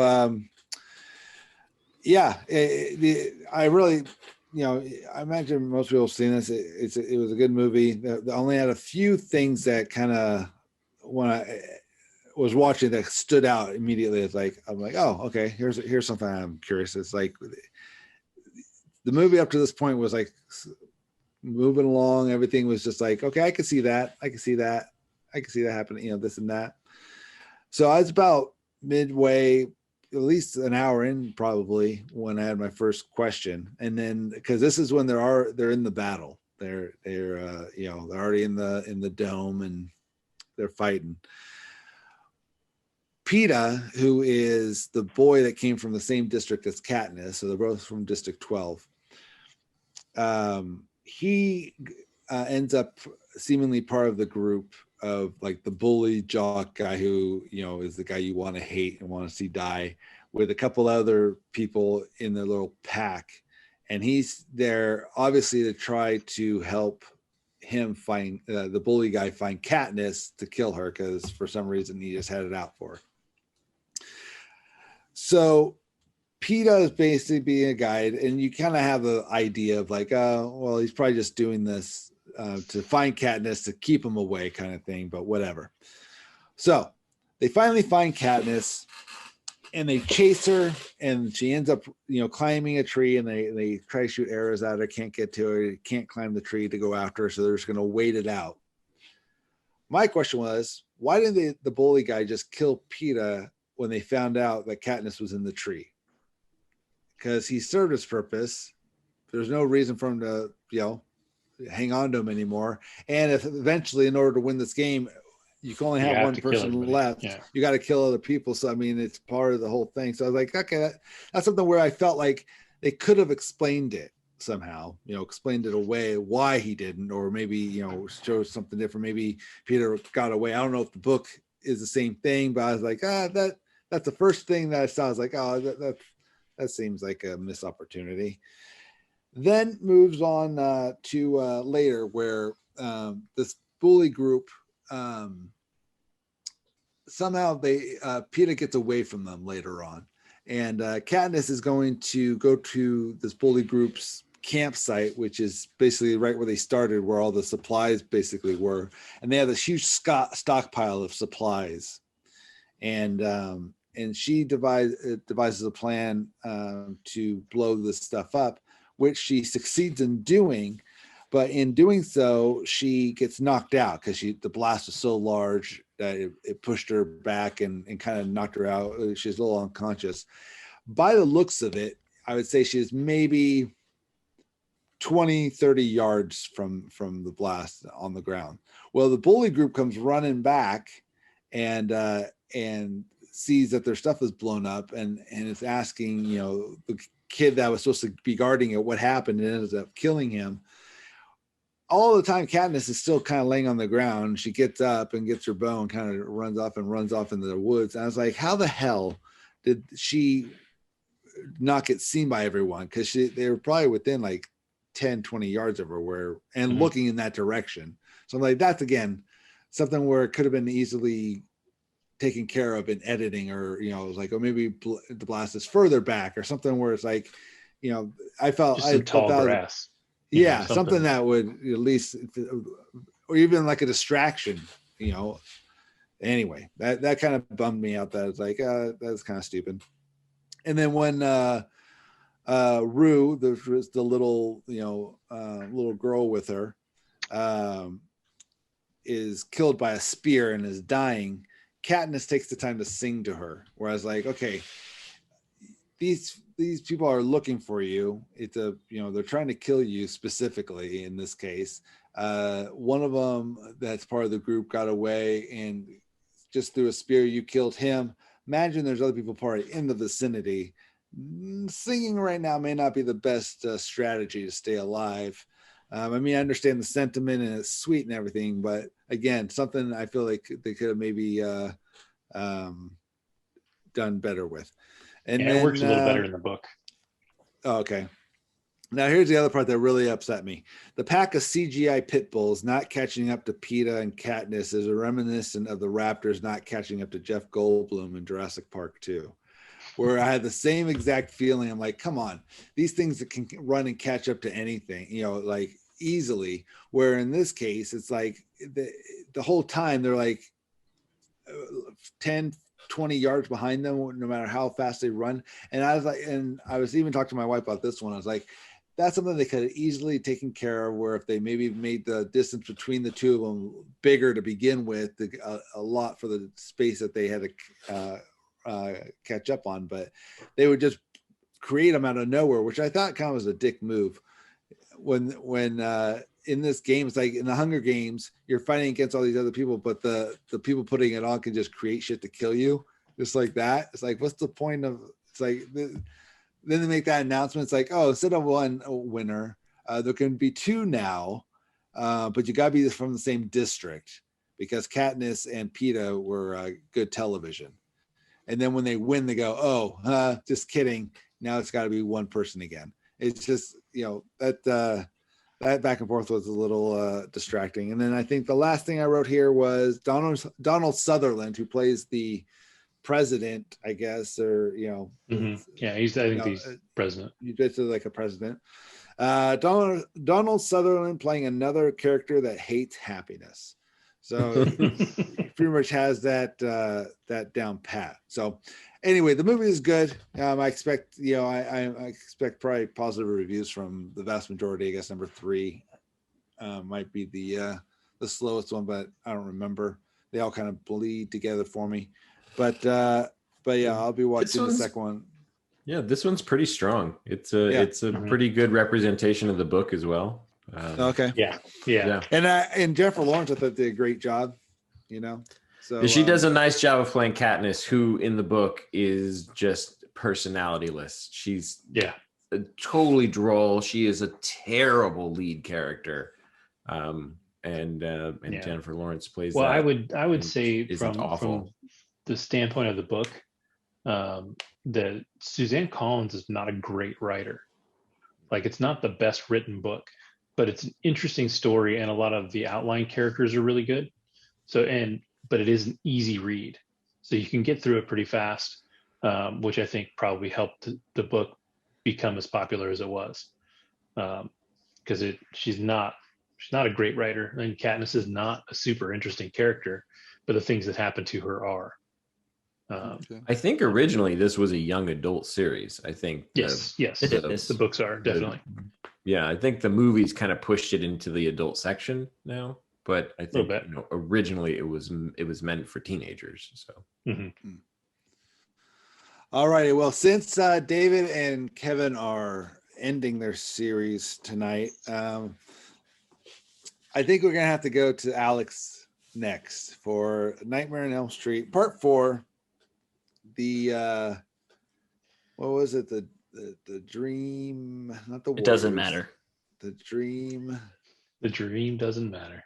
I feel so sad for anyone not watching the video right now, because Opie has just utter glee on his face, and Alex looks like he's been tortured like endlessly for an eternity. That's what it felt like watching that movie. What was it? The dream. What was it? I don't know. I don't care, and I don't know. Dream something. They're all dream something at this Dream point. Master. Dream Master. Sure. Yeah, Nightmare on Elm Street 4, The Dream Master. Okay. I don't really know what to say about this film. It's egregiously idiotic in every single way. The acting keeps getting worse, which I didn't think was possible, because the last two were fucking rough. I guess the main girl from the last one, the blonde, is still in this one, but it's like a different actress. Yep. And she doesn't look the same at all. Nope. And you're just supposed to like figure that out, because I guess, yeah. And then the other two guys come back and I'm like, I guess that's the same person. These movies, man, like, I gotta say, like, when I watched the first one, I was like, this is all right. It's for its time, it's good. The more I watch in this series, the more I just hate all of them. It's like these movies that I'm still watching now are making me retroactively hate the first one. Because it's all the same shit. It's the same shit every time. Like, he just magically comes back somehow. He never sucked the air out of somebody, and I just, like, my God, man. Like, again, there's an underlying plot in this series of films that if it was executed by competent filmmakers and actors, it could potentially be really good. Like this sort of like dream poltergeist that haunts these children and then, their friends and whatever else. Like there's something there, but just the execution is just shit. It's so bad. I can't even describe how bad. Like, I'm not gonna lie, man. This movie barely held my attention. Like, there were times when it was on and I was looking at the screen, but my brain just was off. Like, I wasn't even comprehending what was happening because I was What like, about the children screaming on the pizza with the sausage in there? Sure, yeah, that was a scene that happened. Or what about the dude who was the karate guy, the brother who was the working out? He was doing his Karate Kid stuff. That was a thing that he did for a scene that never became relevant again. Essentially, I just, oh my god, I feel like after I watch these movies, I never want to watch anything ever again. Like, they're just taking away my desire to live. They're just really bad. And like I said, just the further I go, the more I think back. I'm like, was the first one even good? Like, I guess it was. I mean, it was. is it? Like, that's the thing, is like, it's the same formula in every single movie, and it's not a good one. So I'm like, well, maybe just because it was the first time I saw it, I was like, okay, well, it's not terrible, but man. I'm just laughing to think that when you finally finish the series, because it's not over, I know. that like your next spin you get like the prequels. You're like, God damn, I can't win. I would watch those over all of these for the rest of my life if I had to. These are very bad movies. And I got put. I don't know. I don't know if it's on the wheel, but I got to put Police Academy on there. That's fine. Those definitely need to be on there. How many of those? There's like 7. There's a bunch. Yeah. It's just the fact that there's so many of these. Like, if this was it, like if there were 4, I'd be like, man, this sucked. Like, I'll never ever watch any of those again. But like, I have like 3 more. It's freaking ridiculous. I can't. Like, how did they keep making these? Like, who's watching these? Yeah, like, number I was 5. even thinking to myself, Opie's watching. I was thinking to myself, precisely even like, who. because sometimes you have to look at older movies with a different lens because they're older, and you have to be like, well, for its time. But like, even like this movie, I can't even imagine when it came out that people were like, "This is great." Like, I just, Oh no, it was crap when it came out. It's yeah, they're crap. bad. I remember. And they kept making them. Yeah. Oh, I do have Police Academy on here already. Good. And I just don't understand. Like, they don't follow any of the rules that they set up in the first movie ever. Like, the way he came back in this movie made no sense. The way that he died in this movie made no sense. How did he die in this one? She showed him She showed him a reflection of himself, and then he like exploded. She was like, "Evil can't look at itself" or something, and I was like, "What the fuck is this?" I was like, I don't like. They didn't establish. Like, maybe they did. Maybe it was one of the times I was fucking blanking out and wanting to die. But I'm like, they didn't establish this as like a thing. She just said some line like, "Evil can never see its own face" or something, and literally picked up a mirror, and then he looked at himself and went, "Ah," and then blew up. And I was like, what is this movie? I feel like they were like, well, we're getting close to the end, so we need to get him to die somehow. What's around? Oh, a mirror. We're at the 90-minute mark, guys. Maybe Freddy can't look at himself. Sure, that sounds fine. Let's do that. End of the movie. Like, I don't. I can't like understand how they kept making these. It's they like most franchises, not all, but most franchises learn, like, once they get like 1 or 2 bad ones under the hat, they're like, we're done. This just kept going. I just realized, and it's on here too, is what I hope for you, Alex, at any time, that you do not get the Friday the 13th wheel. If I get there's that, like 10 of those. If I get that after this, I have to respin. Like, I can't do 2 shit horror franchises back to back. Like, that's just not. That'd be hilarious. I can't, dude. Oh. I'll just cut my camera off and pretend I didn't see it or something. I'll just quit. Fuck it. Yeah, I'll be done with the show. That's it. So I'm like, gonna go work on Pete's side project. Yeah, me and Pete are gonna start our own podcast. But man, I don't even want to talk about any like plot holes, because the whole movie's a fucking plot hole. So I can't even bring up specific scenes. It's just like every scene is just like, what's happening now? What fucking who cares? That's literally like, man. Again, just like the last one, at least there were some boobs in this one. They weren't as good as the last ones, but at least they were there. I thought the cockroach scene was pretty good. I literally watched it today and I can't remember what you're talking about. When her friend who works out. Oh yeah, she turns into a giant bug because she's scared of bugs. Is that why? Is he? Yeah. She hates bugs. I figured it was some sort of tapping into the fears thing because one of them said they were afraid of something or other, and then he did something with that. I was like, okay, yeah, I get it. I'm like, why don't you just put her in a room with a bunch of bugs, like instead of making her like, I don't know. It's just these movies are abominations, dude.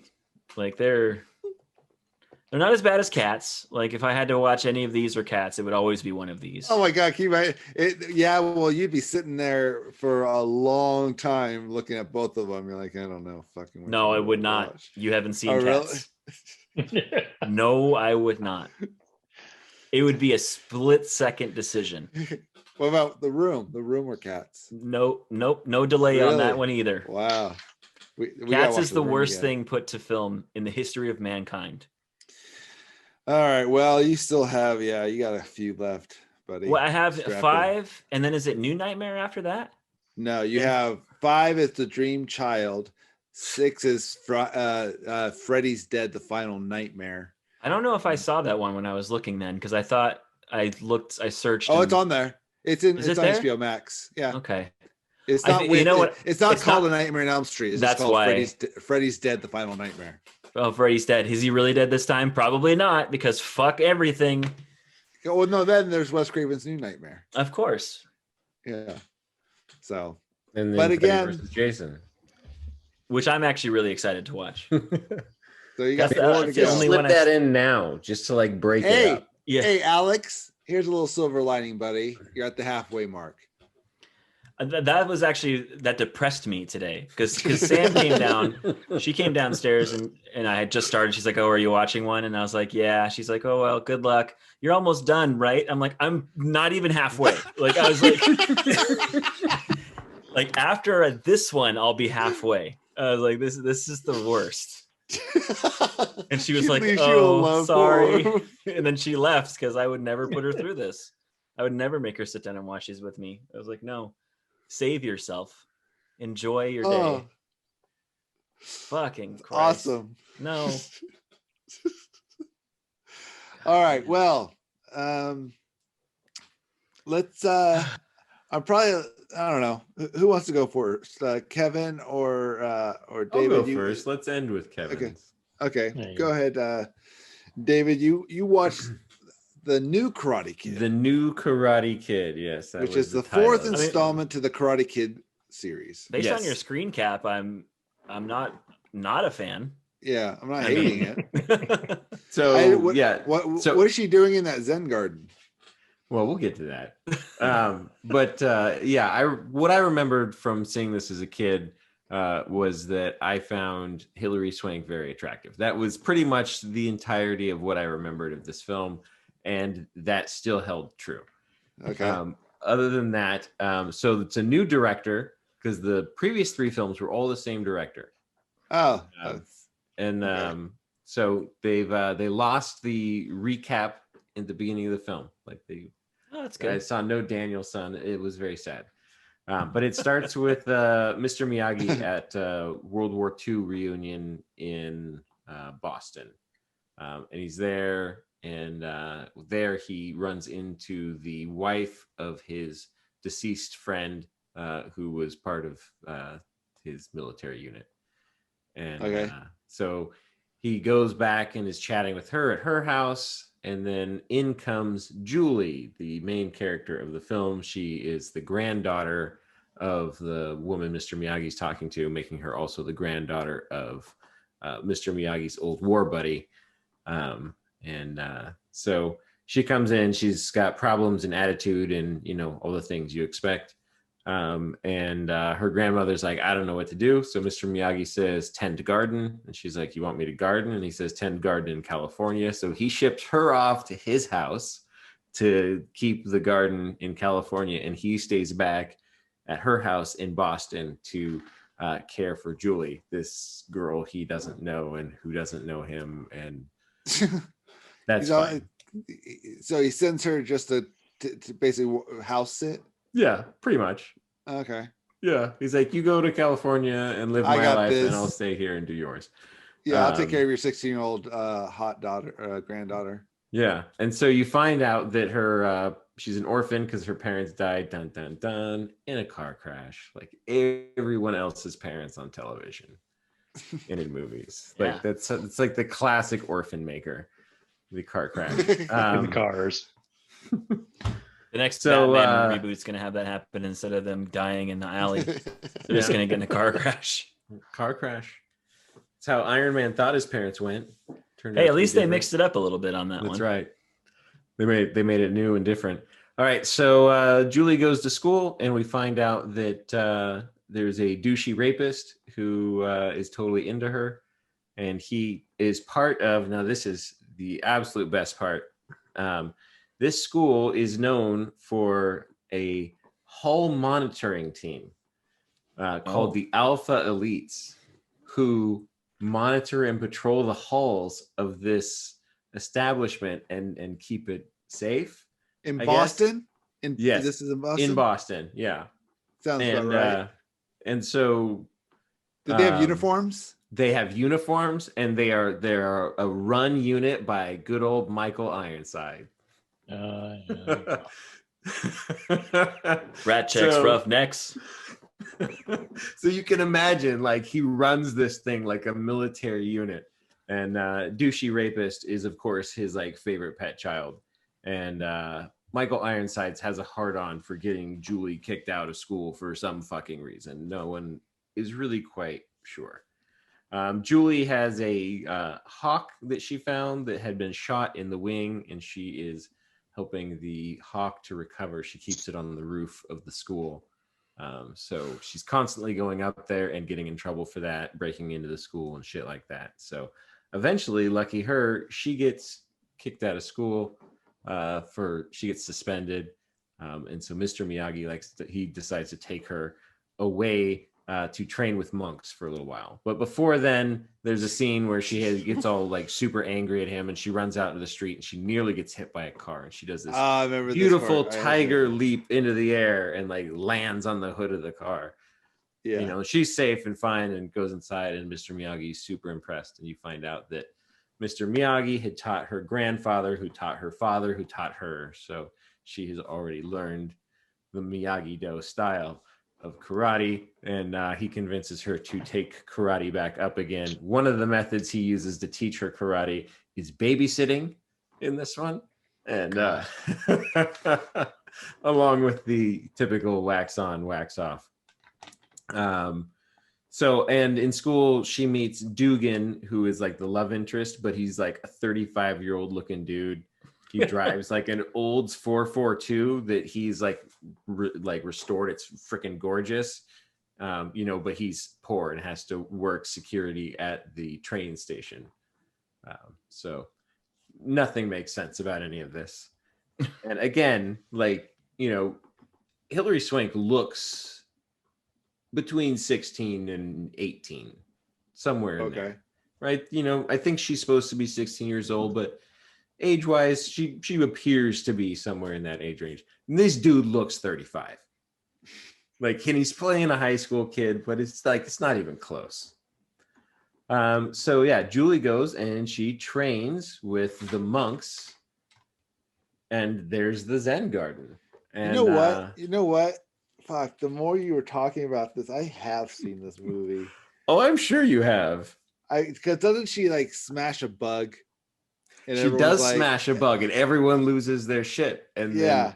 And Miyagi's like, "Holy god damn it! I'm so embarrassed." Yeah, because the monks are all they believe that I remember that. I remember that part. Oh yeah, And so yeah, they go there. Oh, there was a great scene actually on the way there where they stop to get gas, and there's these hicks who just decide to pick on Mr. Miyagi for no reason.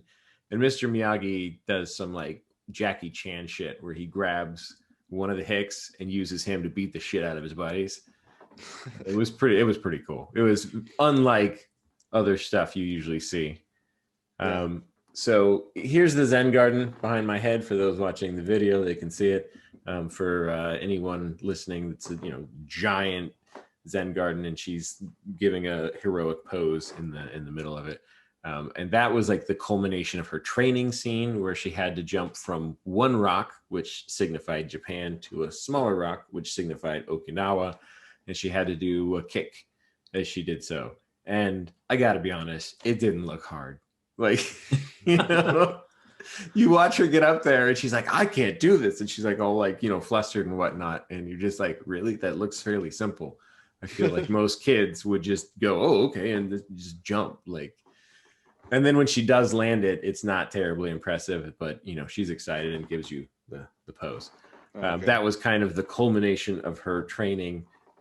Also in the time that they're there, there's a lovely choreographed monk dance that you get to witness, and then it ends with Zen archery, in which the head archer at the monastery puts on a blindfold and fires an arrow at Mr. Miyagi's heart, which he catches right at the last second. Why do you have to practice archery if you don't kill anything? I don't know, because it's really fun to fire it. It's definitely fun, but yeah. What's the purpose? What's the purpose of this whole movie? The bad guys are a militant hall pass group. This movie's ridiculous, right? And then they get back, and Mr. Miyagi heals the hawk swing with his magic hand move. Is that real? And yeah, that's what he does.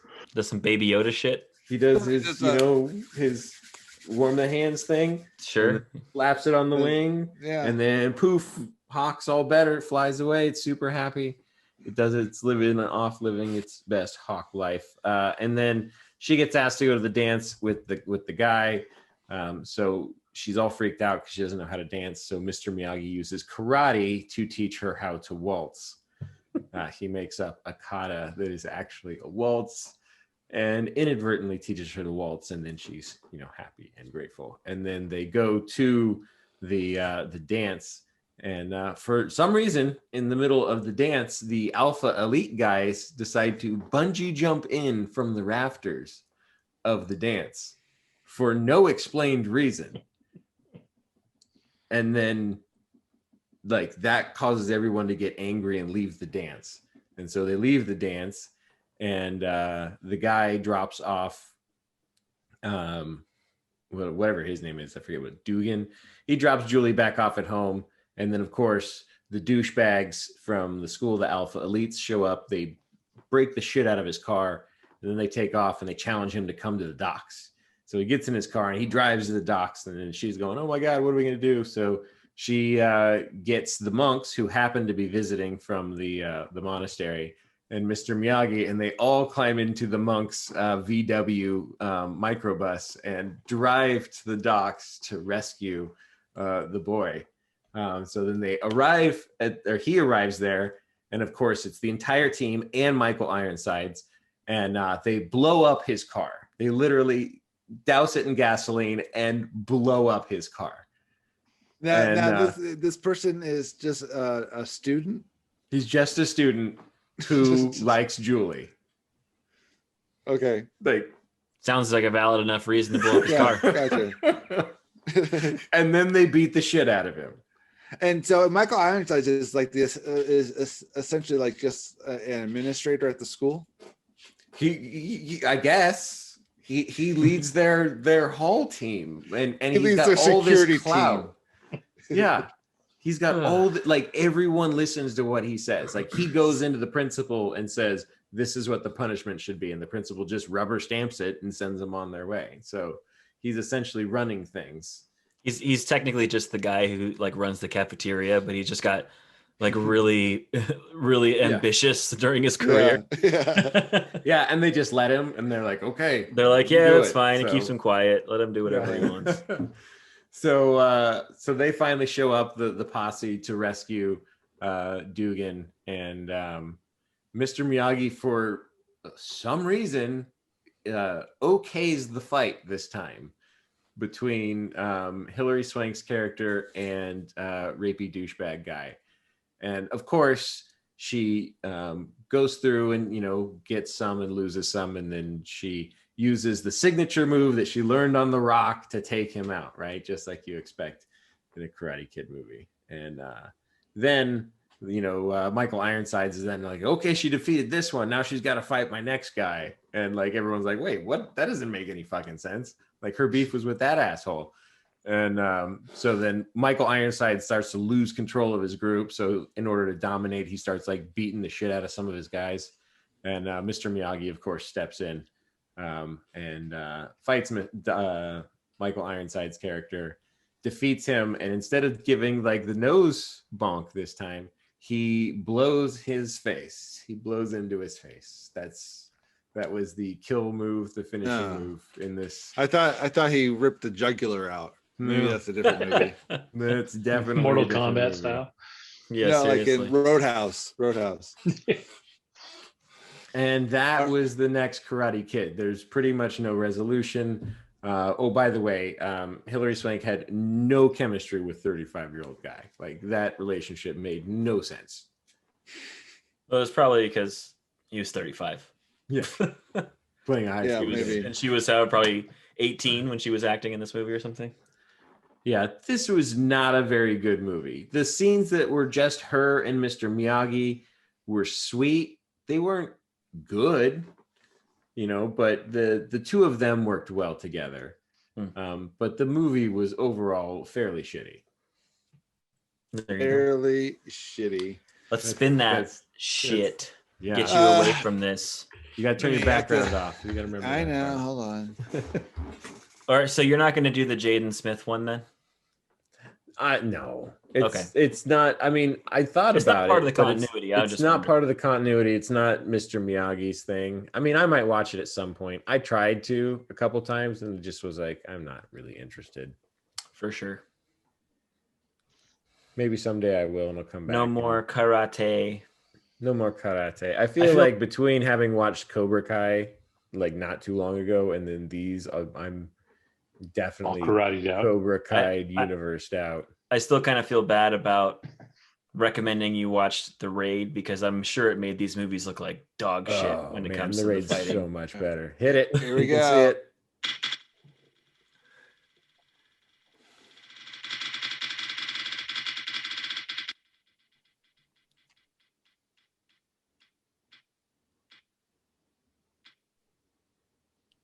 Oh, Expendable. Expendables.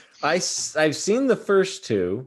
Okay. I remember the first one being, okay, and the second one It's just being stupid a fun. little less okay. Yeah. But that's as I far think as they I are know. How exactly many what are you there? expect them to be. I think there's There's three. three, right? Yeah, There's there's three.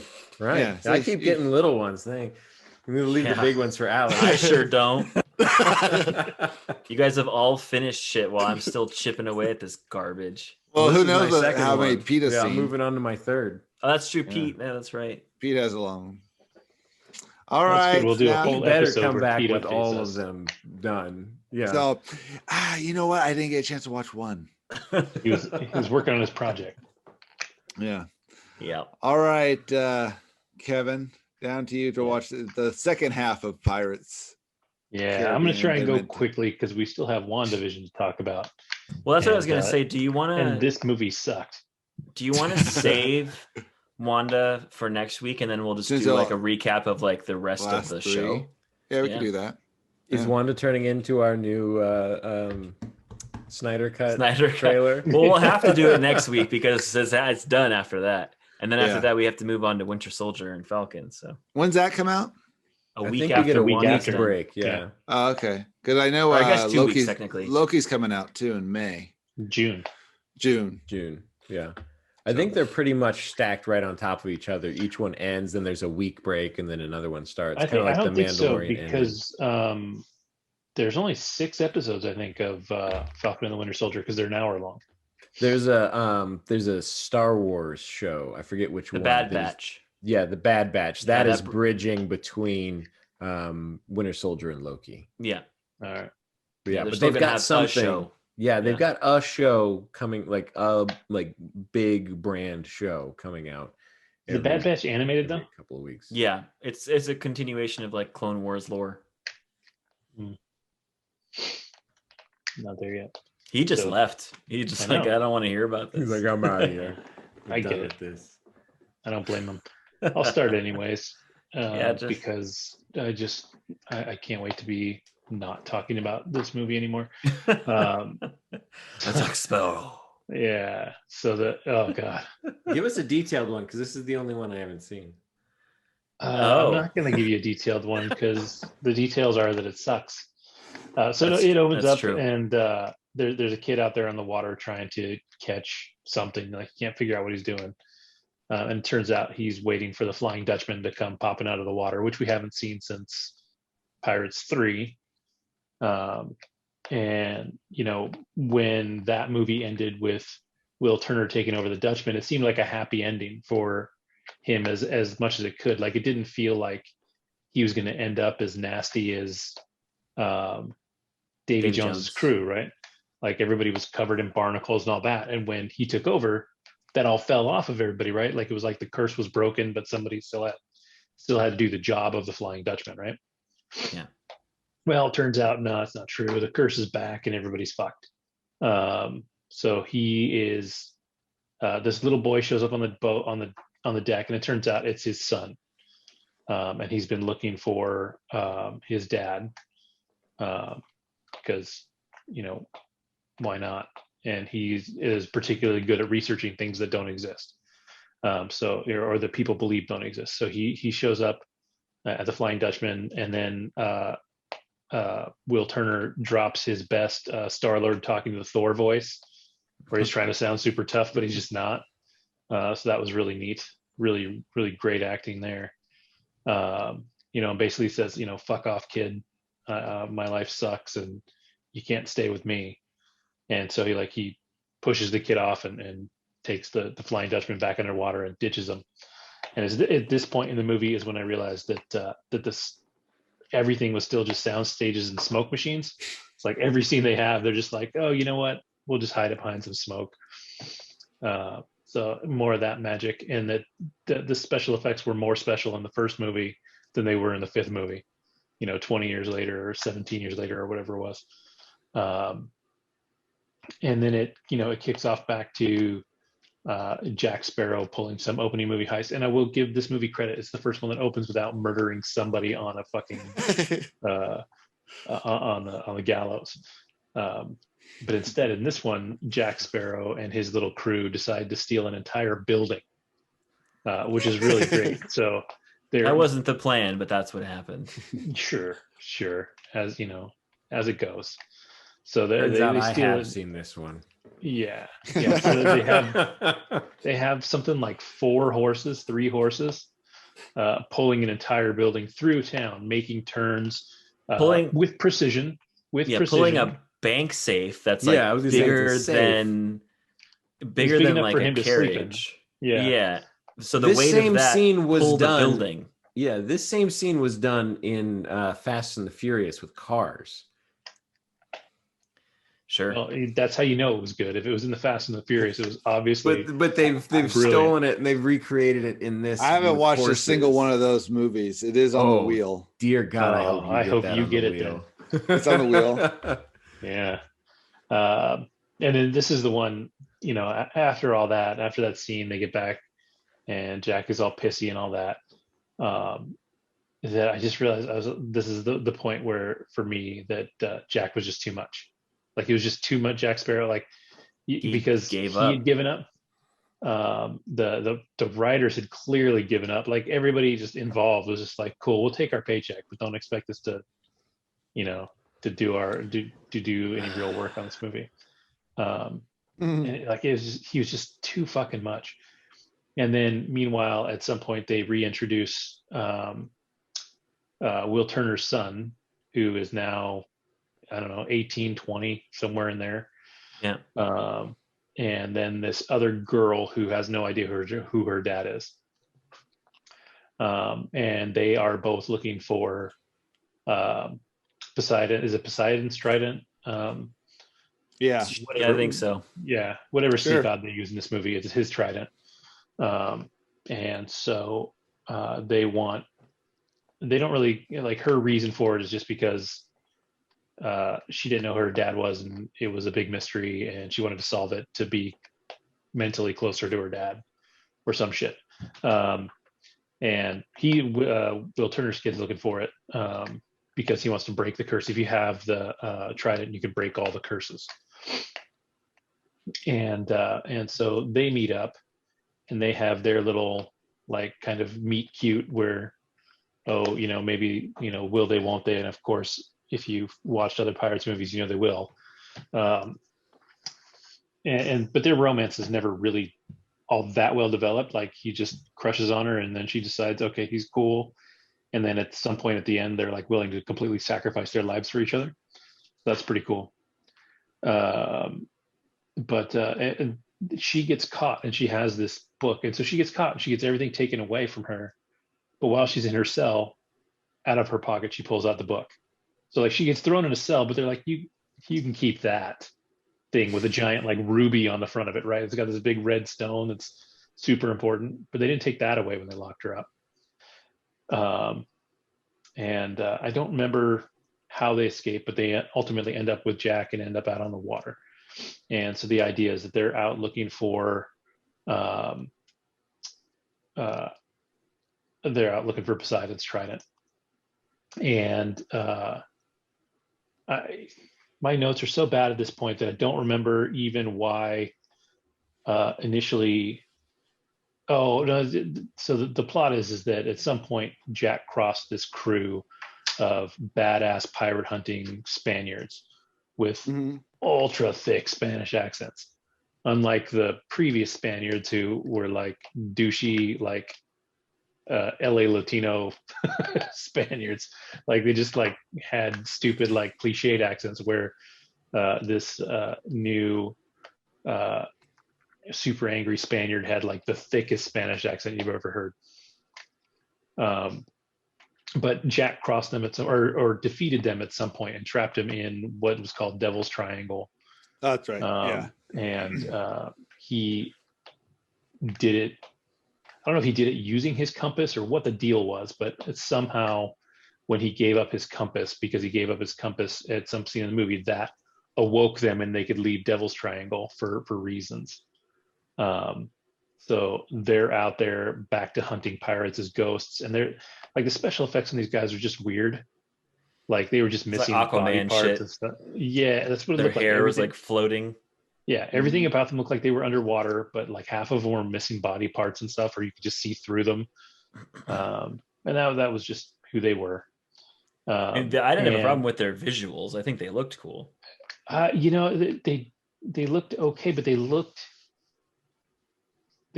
too CGI for a movie that was made 4 years ago.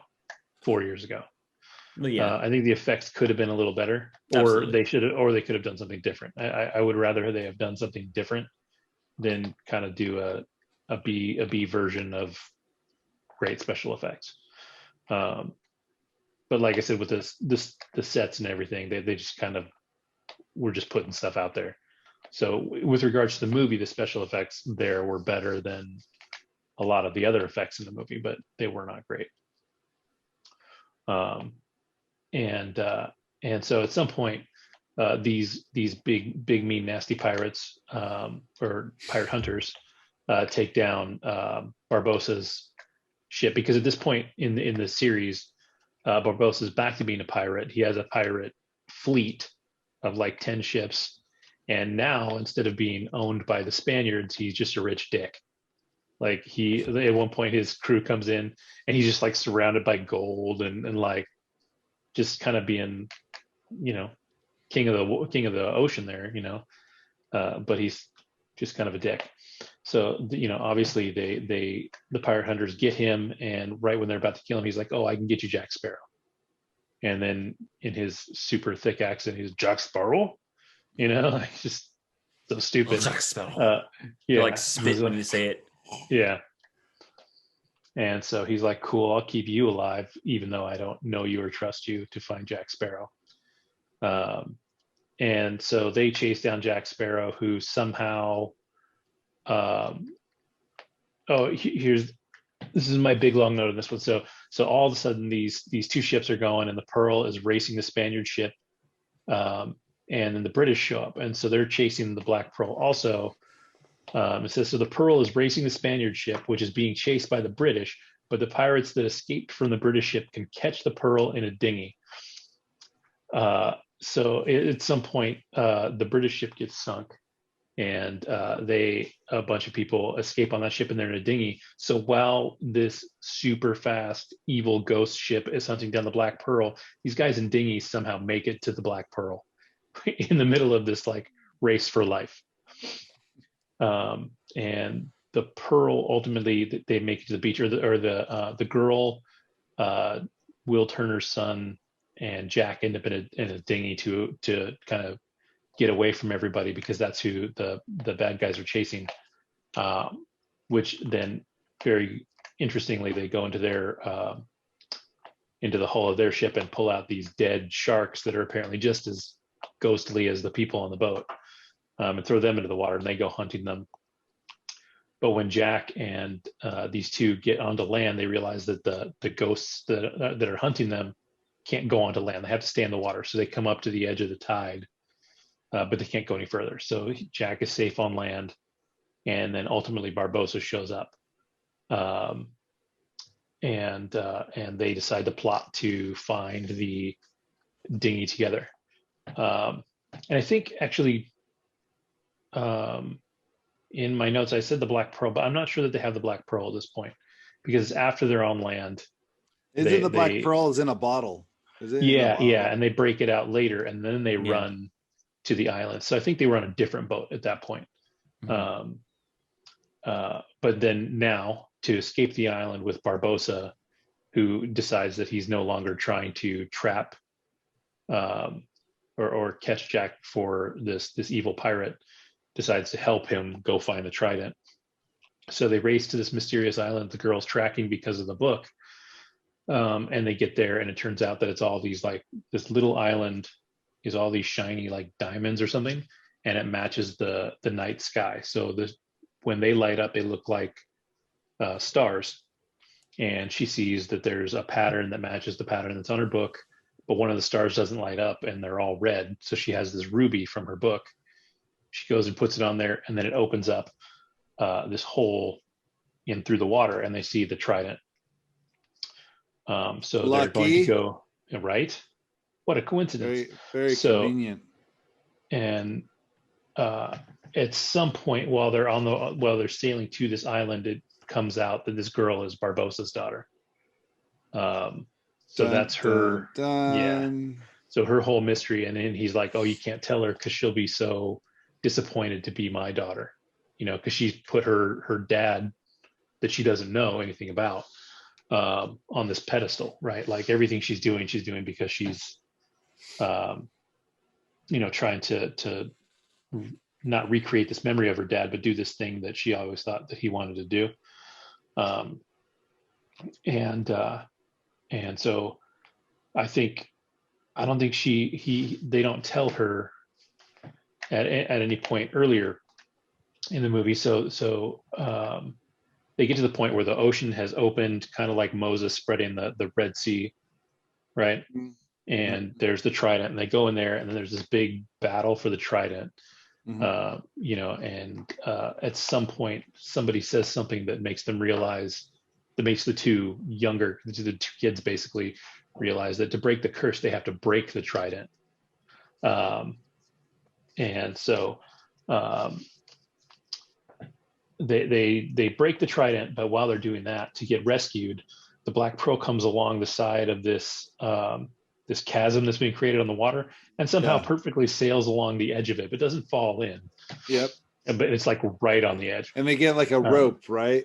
Yeah, an anchor. They drop an anchor down there to get them out. And while they're trying to get them out, the angry Spaniard dude is trying to kill them because he's still there, but now he's a real person because they broke the curse. So he is now no longer a ghost and he can die.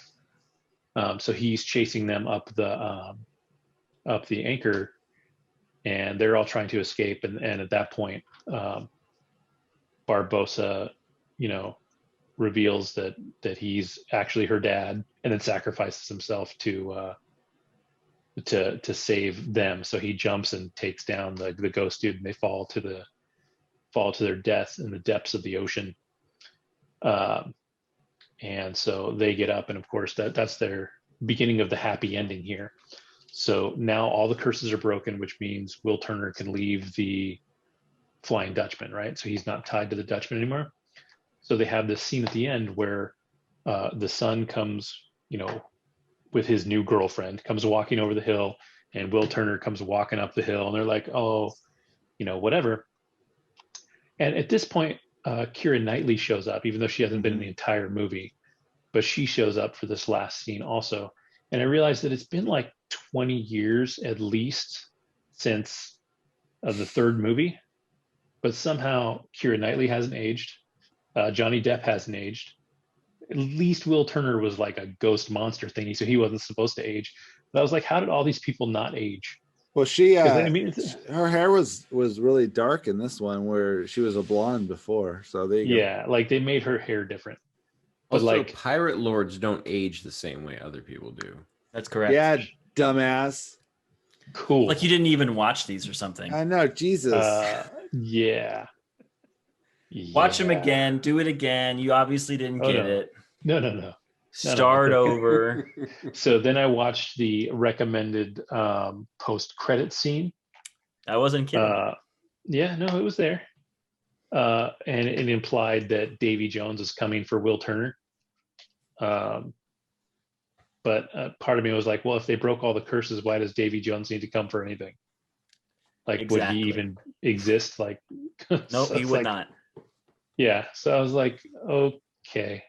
So that's where it ended. All right. And so I am done with this miserable fucking series. That like I really did enjoy the first one, and looking at 4 and 5, 2 and 3 weren't that bad. Yeah, you know right? what I mean? Like they weren't 2 great. is definitely not that bad. 3 is still really bad, but 4 and 5 are also very bad. Yeah. 5 just like I remember like distinctly when we were walking into the theater to watch it, I was like, it's probably like, because we had seen 4, we're like, it's probably not going to be that good, but at least Johnny Depp is always entertaining. Like he was entertaining in 4. It wasn't a good movie, but it was fun. But like the first line he delivers, I was like, oh no, like he doesn't care anymore. He just he gave up. Done. He did not give a shit. I was like, oh man. Yeah. And I will say the best part of this movie is how hot Barbosa's daughter is. She is foxy as hell. I did not mind watching her. She's cute. All right, here we go. You ready? Thing, huh? Let's see what I get. Spin to win, baby. I hope you get Friday the 13th so I don't have to do it. I can't. Why? Because you already got it. Like, Friday the 13th? It's Friday the 13th. That's a good Nightmare on Elm Street.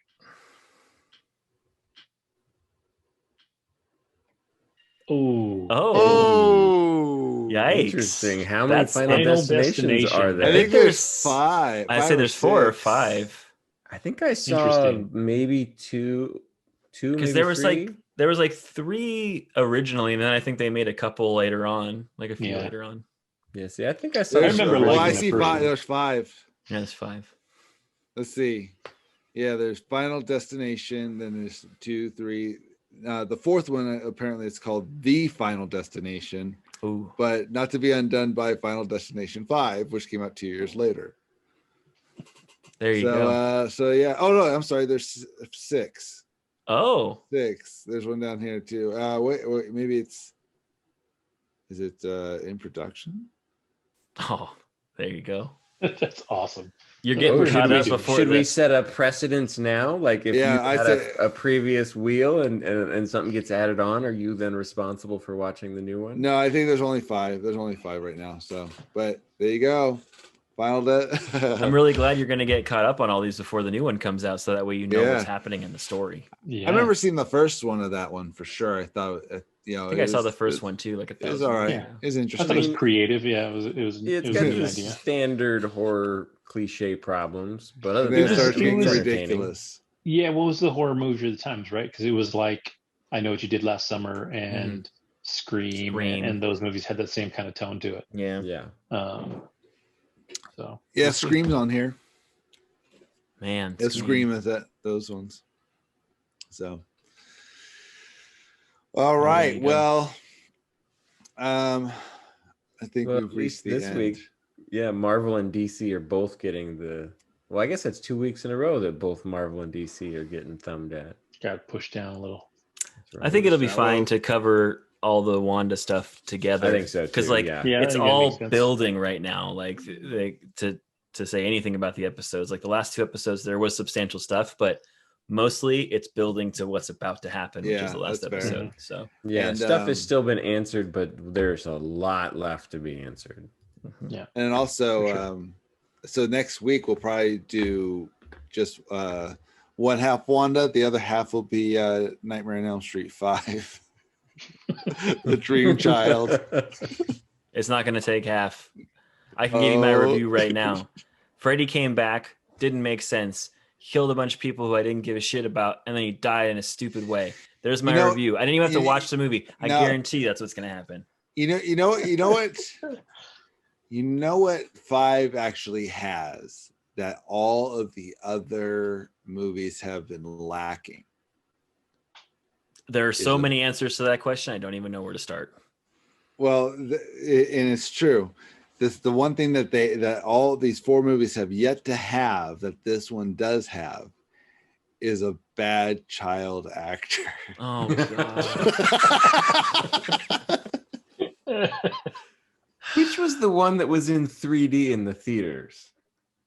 One of I them don't was in know. 3D because I definitely. You know what? went and I saw bet in it's 3D. Freddy's dead only because the poster has him like his knives are coming out like at you. So I think that might have been the one. Maybe that's what it was. Freddy's but dead. yeah, The Final Nightmare might have been 3D. we went and saw whichever one was in 3D with like the old school 3D glasses. Yeah. That was really entertaining at the time. I mean, it was a So, crap movie, but it was yeah. like the 3D made it really funny. At least it made it something. Maybe you should try and find a 3D version when it comes time. No. Digitally remastered. No. Just and I think it's in Freddy's Dead: The Final Nightmare. Just to prove how hip it was at the time. That's the It did 6th have one. it did have a cameo of Roseanne Barr and Tom Arnold randomly wow. for some reason. And then So, New Nightmares after that. Yeah, New Nightmares after And that. then Freddy vs. Jason. God fucking damn it. So many of these. That's why it's just like that's why it was so upsetting. You're like halfway, right? I'm not. Not yet. Nope. You are now. You're I officially am halfway. officially now Yeah. halfway. It's like starting over again. Except you don't have the nice one to start with. That's the second to last one. And even that at this point, I'm debating if it was even nice. I mean, it's nicer than the rest of these, that's for damn sure. But That's for damn sure. Well, you'll get there, buddy. And I really hope you get something more entertaining this next time. But I'm not gonna. I know my luck on this I'll show. probably pass out laughing if you don't. If you get Friday the 13th. Do you have Halloween on there too? Yep. Yep. Like all these horror. The first, That'd be awesome if you just got all of them in a row. I like the first Halloween movie. I definitely have watched that a number of times. I actually think it's really good, but I don't know how many of the others I've actually seen, to be totally honest. I imagine the plot's pretty similar in all of them. I would imagine so. Just like Freddy. Well, see, that's the thing. Horror movies, are known for having franchises. So that's why there's so many on this. I know. Child's Play is on it too. Oh yeah, Child's Play. I remember Oh, boy. loving the Child's Play movies when I was a kid. I'm sure they Hellraiser's don't on there hold too. up, but Hellraiser's Oh, on there as well. I wouldn't mind getting that because I've actually never seen any of those. I've I've never never seen any seen that one Hellraiser either. either. Me neither. So yeah, there's plenty of those, but oh man. I just, for your benefit, I just hope you get something better because it's. I just need like a nice palate cleanser, even palate if it's cleanser. like just episodes 4, 5, and 6, because I'll bang those out in 1 week and just get it over with, and then you can spin and get like I just need like a week of something nice, and then whatever. But there's We'll don't rig it with honestly, something that only can come Yeah. up for Alex, and it's only 2 movies. Like I gotta say Seeker. it's probably 50-50, 60-40, good to bad. So it's like it's really hard to judge. Like it's like, okay, yeah, you'll probably get something. The deck is not stacked really.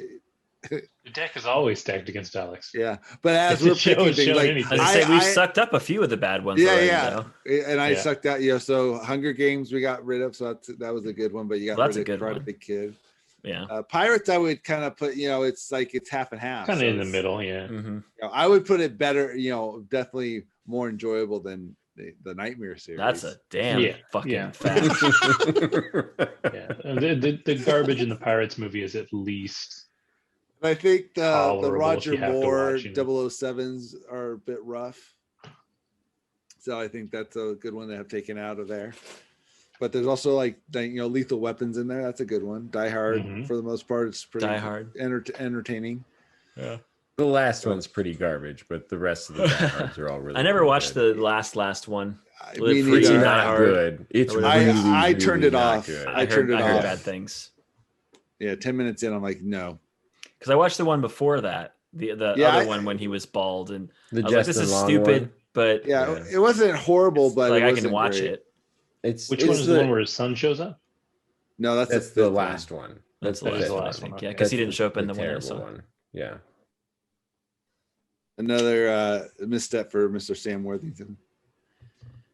Yep. Is Indiana Jones on there? It has to be, right? Of course it is. No, I mean, that's that only a one's- 3-movie set, though, right? No, it's all four. No, it has to all be all four. No, Has but to that have fourth Crystal one is a Skull. rumor. That movie wasn't actually made. No, Yeah, I've yeah. seen It's like it. that Shazam. but- No, it's Yeah. real. It It's doesn't real. exist. It doesn't exist. I know. Well, it's gonna have Yeah. to because the fifth one will be coming out. Got to make sure Shia LaBeouf comes back. No, he's not in it. But yeah, I think they were filming or getting ready to film the fifth Yeah. one. Oh my They're god! close to it. So yep, get ready for that one. All right. Well, got through another week. Barely. I don't know how You many did I it. have left. I'm gonna look like Freddy Krueger when this is all said and done. Just fucking. I know you may disheveled and- want to just like just get through it. Like this last weekend actually I had a colonoscopy last weekend. Oh, that's I had to right. prepare for it. I had to prepare for it on Sunday night, and man, the clearing out was fine. It was the stuff I had to drink that was the worst part of the entire experience. I'm sure the clearing out feels nice, to be honest. Like you feel like kind it of wasn't like horrible. Yeah, it wasn't Oh. horrible, but it was just, but the drinking, like I had to drink this solution of stuff from between 4 p.m. and 5 p.m. and it took me about a half an hour to choke it all down. oof. But then I had to do it again between 8 and 9. And the second time it wasn't as like thick. It was more diluted.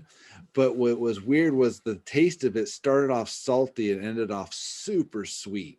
It was like a horrible, and it just, I think it gave you a stroke, is what happened. It was horrible. I choked it down, and for an hour straight, I just felt like I was going to be sick. I just felt like I was going to throw up. It was horrible. And then finally, I'm like trying to go to the bathroom, and I'm like, oh, here it comes. And I just totally throw it all up into the bathtub next to me. Oh god. Oh, it was horrible. It was horrible. But I felt better. Almost as bad as watching all these Freddy movies. I don't think know, have you man. beat. I would watch all those movies back to back to back to back, then have to go through that again. Mm. That was god awful. Well, there you go. It's all in your. Do you want the rest of futures. them? They're all yours. No, because I already went through my fucking experience. It wouldn't be fair. All right, man. I can't imagine anyone's listening to this. Yeah, the smart people ended a while back. Yeah, Yeah. if you are listening to this, then you must not have Apple Podcasts. You must be listening to this. We got to get Somewhere that in the figured media. out. Get that figured out, Peter.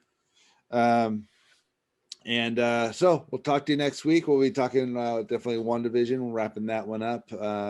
See if I've gotten any further on Hunger Games. See if anyone started anything new, and we'll be certainly waiting with bated breath on yours, Kevin or Alex, that you get the fifth one done. Just get through it. The quicker you go, just crank through like 3 of them. Just burn through it, man. Rip off that Band-Aid. I can't do that to myself. Then you'd be like, yo, I don't know which one it was, but Freddy killed some dude. Yeah. He died. And then he It was came all back. a big blur. So I don't have much self-respect, but I have enough to not do that to myself. all right. Well then we didn't get to the Snyder Cut. Son of a bitch. Shoot. Next week. Nabbit. Someday week. that will air, and we'll actually watch the show, and then we'll talk for 7 hours straight about DC. Yeah, that'll be the longest episode. We'll need we've like ever recorded. 3 episodes worth of content just to talk about that movie. Yeah. It'll be We'll chopped see. up with little to be continued. All right. Talk to you next week, fellas. All right. Goodbye. Good Bye. night. Well, he just like actually left. I thought Yeah, it he was going to do that like, little "I'm bit getting of. the fuck out of here. Yeah, I think we were going to give like a little pregnant pause for the cut, but he was just like, I'm actually Get the fuck fucking out. off right now. He's like, I'm done with this shit. Pete, leave Yeah, this I've part looked in at so he those can hear idiots too how much. disappointed we are in him. No. He's not listening this far. Yeah, well, the That's thing is, the pause wasn't long enough, so we'll just stop and he'll be like, I guess that's the end. So this will be in the episode. That is probably very true. Yeah. I'm hoping though that there's at least the music, and then this is just like the post music stuff. I don't know. There you go. Who knows? All right, have fun with it, Pete. Yeah. Good night, gentlemen. Later, guys. Good night.